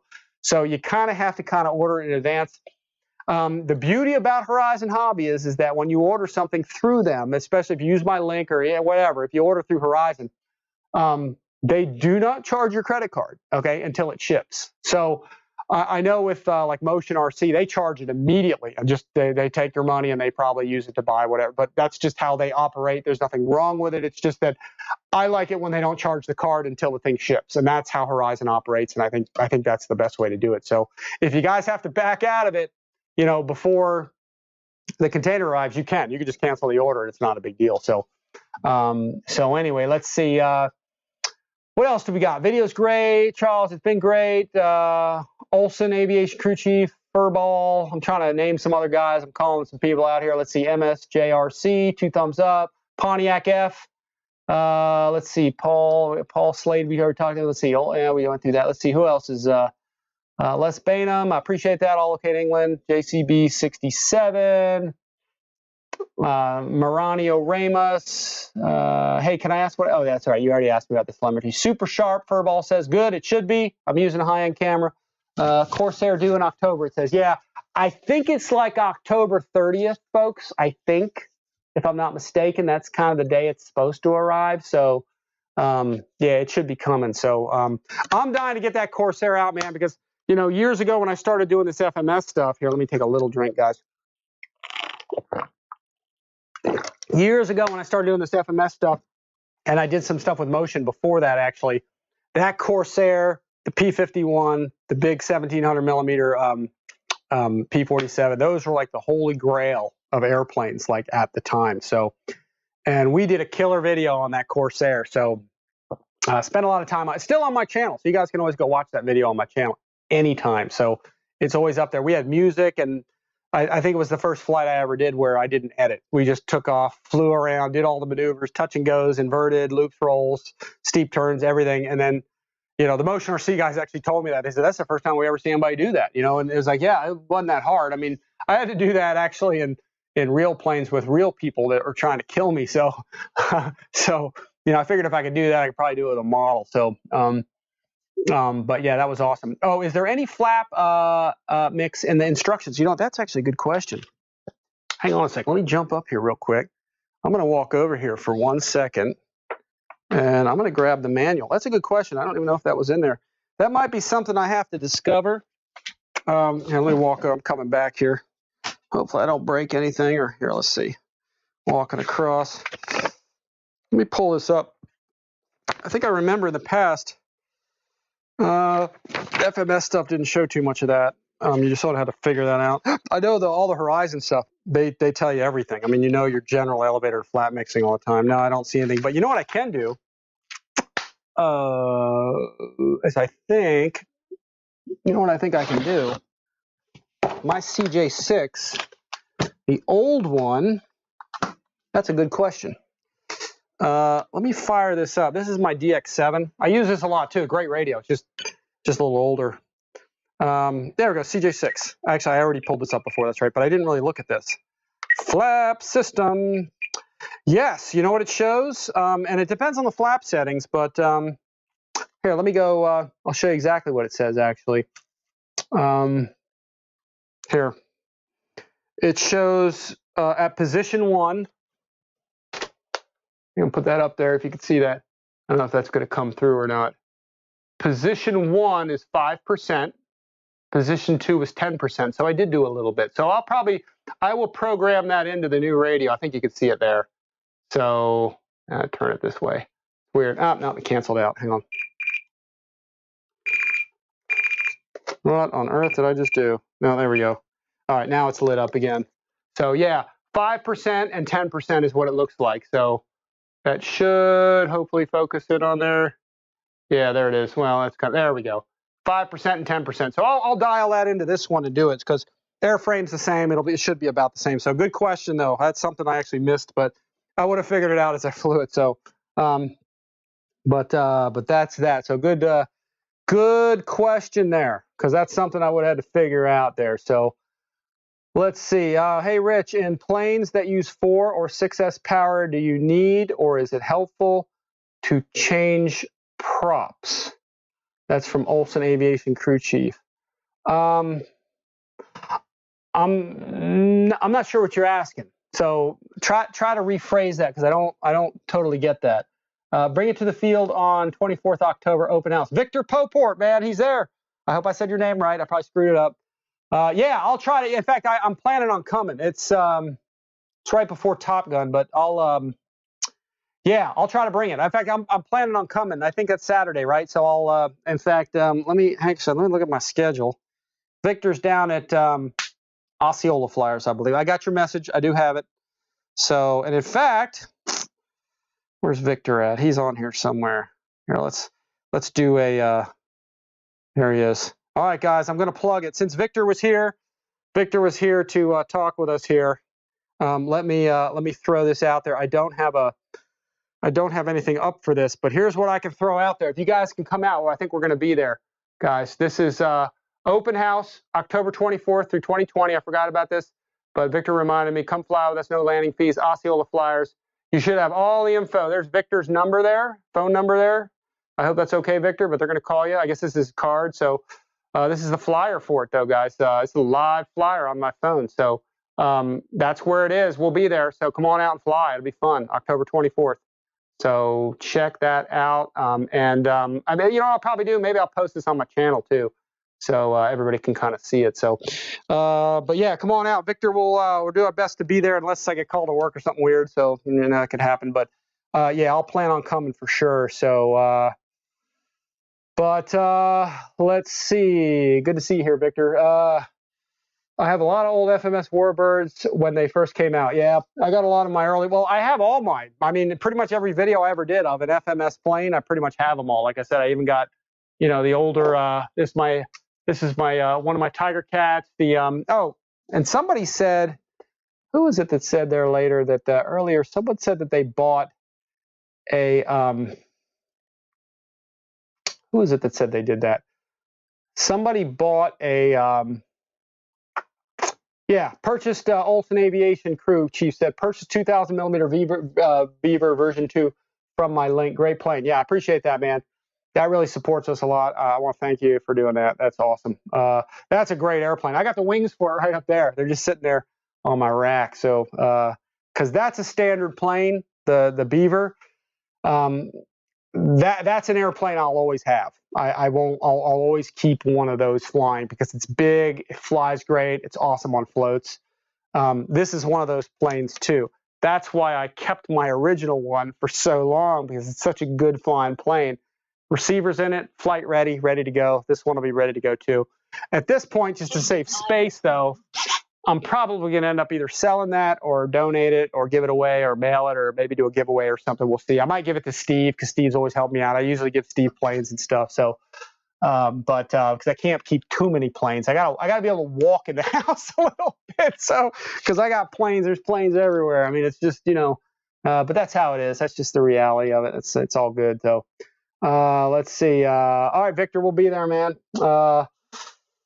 Let's see, my most recent purchase was an FMS 330 Extra 12 ounce. I was not able to go on vacation this year. Have you flown one? No, I haven't flown one. I hear it's awesome, though. Generally, I'm not a 3D kind of aerobatic guy, which is kind of why I haven't really pushed too much for one. Oh, by the way, you still got the Cirrus 20. Victor Poport said, okay, if you guys get a chance, go onto my YouTube channel and watch the videos for the Great Plains. You got to bring that out there so I can see it.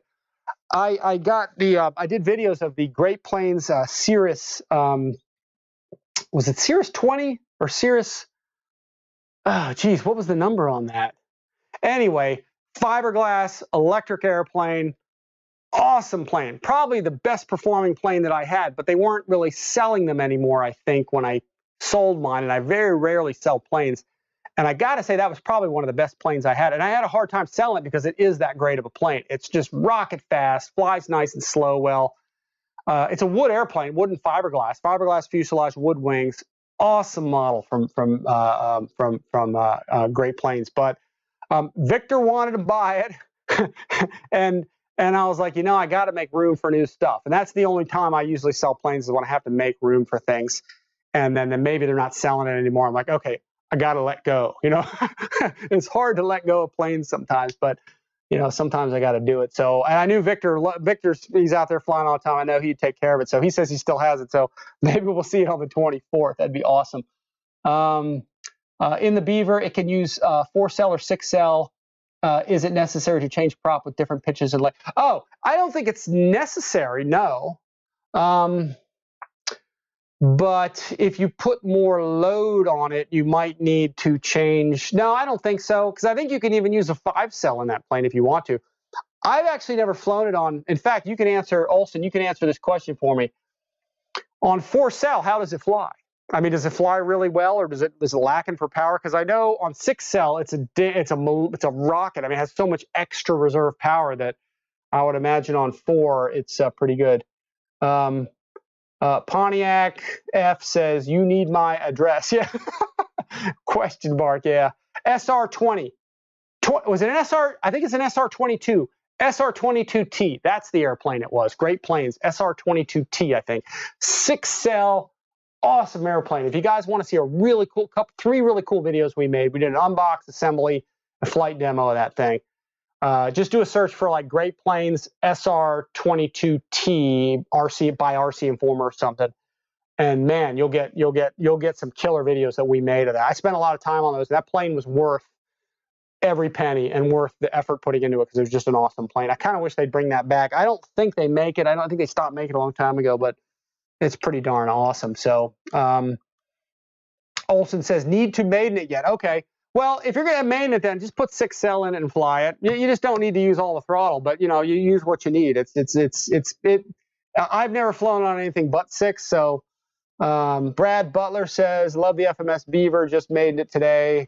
Worked best on 6-cell 32. Okay, I often put a 6-cell 5000 in there. I think I've even put a 6000 in there, because it can use the weight up front there, I think, a little bit, and then you'll fly all day long. The plane doesn't even know it has a big battery in it, because it's so huge. So it's such a high lift wing. So, all right, guys, let's see. It's 6:08. So we're about 2 hours into this. We still got 83 guys here, and it's been awesome, man. I really appreciate everybody coming by. It's just been great. We're going to be doing more of these. Let me know what you guys like to see and what you want to see. I'm going to try and do as much live as I can. With the airplanes the way they are now and how nicely they're making everything, it's actually easier to do it this way, because I don't have to spend hours editing and uploading and all that, and I can talk to you guys directly. It's pretty awesome. So I need to come up with a way you guys can call in, though, and we can talk as I'm doing this. I'll see if I can figure that out. That'd be awesome. So but yeah, guys, I really appreciate everybody coming and watching the live streams. We are getting close again. I'll say it again. We're getting close to 20,000 subscribers. We're trying to boost it way up. Me and Steve have been working on lots of videos to get out for you, and we're trying to get out as quick as we can. So we're going to do a giveaway. It's probably not going to be right at 20. It's going to be a little after, because, like I said, we tripled our amount of viewers per like month that we're picking up. I didn't really expect it to take off like that, but we're picking up a lot. So we're going to hit 20,000 faster than we thought, but we're going to have giveaways. We're going to have some stuff from Horizon, FMS, Ray at Guniac, Fire Booty. He's going to throw in some afterburner or 2 or something to send to everybody. So we're going to have a raffle type thing, but it's not going to be on the channel. It's going to be on my website. So I'm going to set it up where you guys can go and register, I think, and then the computer will just pick a winner or winners for what we're going to give out for everybody. We're going to have some good giveaways. A couple things I wanted to show off. If you guys hadn't seen the last video I put out, be sure to check it out, especially towards the end, because we had some really good pictures. And I'm actually going to throw some of them up there right now so you guys can see, because I was talking about going to going to events and things. And I'm going to throw a couple pictures up here from the event. Let me transition this over here. This was the event we were just at. There's the beautiful Miss Amy, the official RC Informer Fly Girl, my girl. She's awesome. She loves going to the events. There she is with an FMS MOA glider, and that FMS gave us. And there's the Twin Otter. Let me see if I can move this way. There we go. Twin Otter that Horizon gave us for giveaways. They also gave us 4 RealFlight software versions only with the wireless dongle. So they were real generous. Horizon is awesome. You got to give it up for Horizon and FMS. They've been giving us stuff to take this. So when I go to events like this, guys, I'm actually doing 2 things. I'm actually bringing free stuff for everybody there. And then actually with money through my channel, when we get some from people buying airplanes, we're actually donating to fields now. So when we go to events, I'm actually cutting checks to the groups that we go, because I'm trying to give back to RC. And I'm trying to do it with dollars and cents, because that's what helps out really the most. So when you guys purchase through our channel, not only are you supporting us, but you're supporting RC in general. You're supporting all the fields that are out there and stuff. So because we are giving cash and prizes to all the RC places that we go to, so all the events. So here's again, guys, just some more pictures from the event we were at. In fact, let me you know what, I can keep it like this. This is probably good. This was all of us out here on the runway, you know, showing off all our airplanes. There was a farther picture away. I'm going to kind of scroll through these quicker with the switch here. But a lot of guys there were flying stuff. We have more event videos to come out. This was the spread that I brought. Just so you guys know, when I do a review of a plane, I got it at an event. It's not just something to sell you. The planes I believe in are with me. They're in my videos. We take them to events. There's Amy and her daughter Chloe there, and they're all everybody's there. There they were. And see, she goes with me all the time. She loves going. And let's see. Let me zoom on ahead here. There's me and Knob. Knob's like a national champion helicopter guy, and we got video of him coming out here flying that helicopter there while I was flying the EC-150. I actually stopped when I was about to go let him fly, but he's a tremendous helicopter pilot down there at Triple Creek RC. So that's a great event that you guys to go to, the Watt Fest, this time every year. So we were just there. We got a picture together here, and yeah, he's just an awesome guy, nice, excellent pilot for sure. So and let me see if I can scroll through. I took a bunch. I took like 10 pictures of everything. So let me see if I can scroll through here. Oh, here was the candy drop that we did. We took 3 EC-150 1500s, and we flew them and dropped candy for kids. I got a video of that coming out too. There's all the kids waiting to go run out there and grab the candy that we dropped. And I overloaded my plane. My CG was so aft, and damn thing was all over the place, and I couldn't drop the stuff, the toys. So I'm sitting there fighting it, doing retina detaching maneuvers, trying to drop the load I had to get the CG right. Finally, I got it all out of there, and we all landed safely. It was all good, but and that was only my second flight on the plane. I only flew it just, but there's me with some of the kids there. There's another shot of the kids. There's a bunch of them there. I just threw all the pictures we took. I had the FMS Tiger Cat there. Had the E-flite EC-1500 along with the Mustang and the V-1200, of course.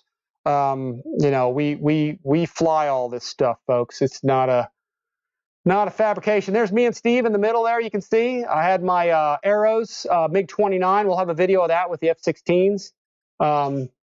It's Dusty Crop Hopper there. I also got the Dynam PT-17 Stearman. Awesome flying bird. If you guys want to get one of those through BitGo, it supports our channel as well. Just use our links. They're all in the video below. It really helps us out again. There's the FMS MOA glider, Air Tractor, the new F-18 Blue Angels from E-flite. And there's the Twin Otter. Awesome plane. And then there's the little citation jet, or sorry, a longitude jet. We shot some video of that. I just got to get it edited and get it out there. So editing is always the hardest part of all this stuff. There's me and Miss Amy again with all the planes we brought. I'm gonna scroll through there. I'm helping out Chloe there with her. Actually, that's with my Jeep, my MB Scaler. We were getting batteries in it for because the kids love to drive cars around. So at these events, that's horizontal. Sorry about that. Me, Steve, and Gavin, I just put this video out, so make sure you check this one out. It's a good one. The 3 of us flew the airplane, did all kinds of stuff with it. I did a little tutorial on landing because Gavin he's so used to his F-16, which he flies the crap out of it. he's so used to flying that thing around with a stabilizer on it that, you know, high wing and a crosswind, you're like, wow, actually with no stabilizer in it, you have to actually use crosswind correction and kind of put all that in. So, but he's an ace. He did good with it. But there's Mary Boozers, his better side there. Oh, there you go. He turned around. There's Wesley and Lori there. They flew a bunch of our planes. Did some photo ops with the airplanes with us too. We flew together. It was a good time, and we'll be doing more of that. There's Miss Amy again with the prize planes. So, and there's Steve. He's a Triple Creek guy. He's the guy that usually does the announcing and the raffle and stuff there. They were doing their raffle stuff there. And there's Amy. She loves doing the raffle. There she is holding the real flight that we gave away. A bunch of the real flight simulators. There she is putting her hand in the cookie jar, picking out a name. There she is smiling. So let's see. Oh, shoot, I went through there. She was kind of calling it. They got a really nice screened-in porch area there at Triple Creek, and that's where everybody eats. And, you know, there's a screen around it just to protect everybody. There's Amy again. I'm just kind of scrolling through these things.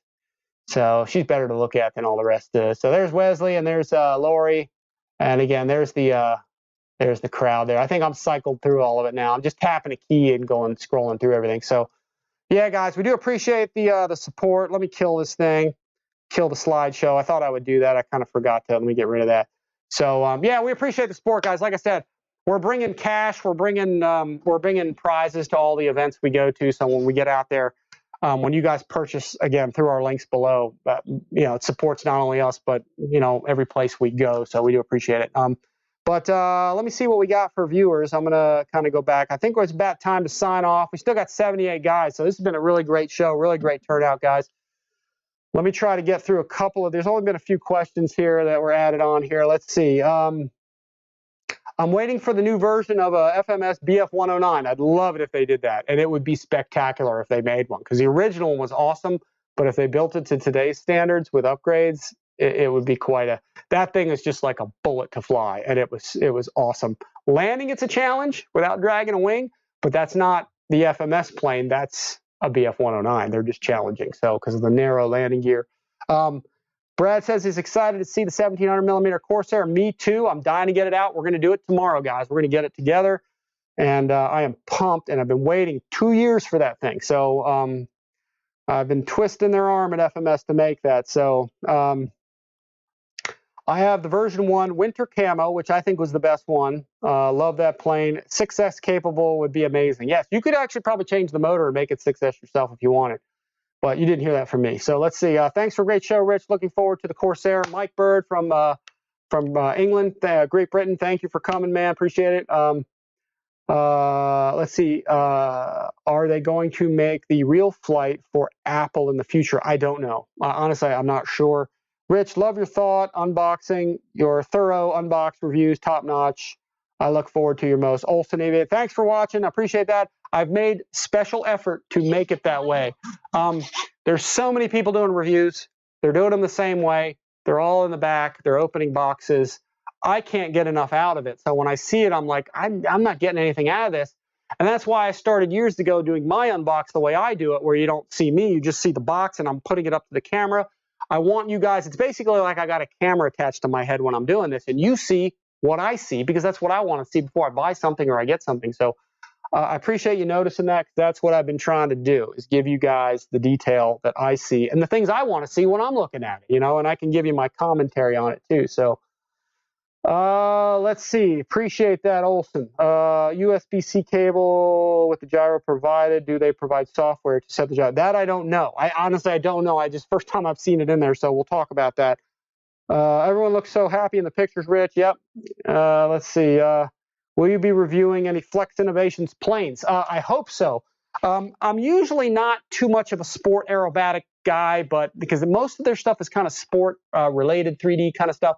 But I talked to the Flex Innovation guys, and heck, if they're watching this video, I am dying to give you guys a thorough review of their F100 Super Sabre. That's like the first scale thing they've come out that doesn't cost like 10 grand. You know, they've got that F-16 turbine that, you know, vector thrust, but that's a little out of most people's stratosphere for purchasing. So, but they have that F100 Sabre that looks awesome, and I'd love to show you guys that. And I asked actually I sent him an email and never got a reply, but then I talked to a guy at the field, at the Larks field, a couple weeks back with Wesley, and he works for them. He actually writes the manuals. I said, man, can we get one of those to show off to everybody and really give the detail, and we'll take it to events and stuff. So I'm hoping Flex will get the message, and maybe you guys can even contact him for me and say, hey, can Rich get one of those to do videos? Because we'd love to, man, I'd love that airplane. It's so nice. And they usually make nice stuff over there at Flex. So, and finally, they got a scale jet. So, yeah, I'd love to see that thing.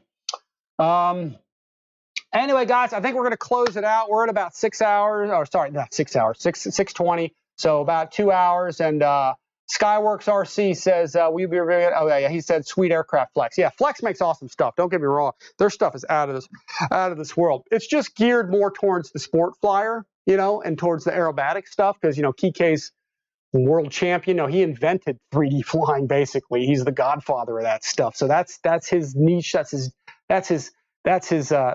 specialty, you know. So he focuses on that, and that's great, because that's what he should be doing, is what he, you know, what his thing is. So but I'm glad to see them with a scale jet, and I'm dying to see that F100. I saw one, but I'd love to get my hands on one, put it under my camera, give you guys the full deal on it, and tell you what I think of it, and then get out there and fly it. So but anyway, all right, guys, I think we're going to close it out with that. I do appreciate you guys watching again. We do appreciate the support.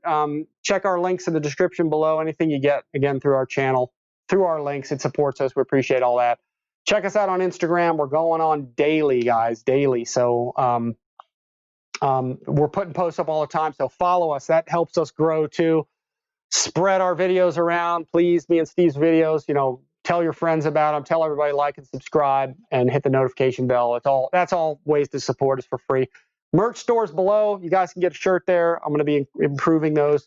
If anybody has any shirt ideas, let me know, because we're always trying to come up with some new shirts. We just started that. So everybody says thanks. Cody says, Kofrier says, thank you for the stream. You're welcome. Appreciate it.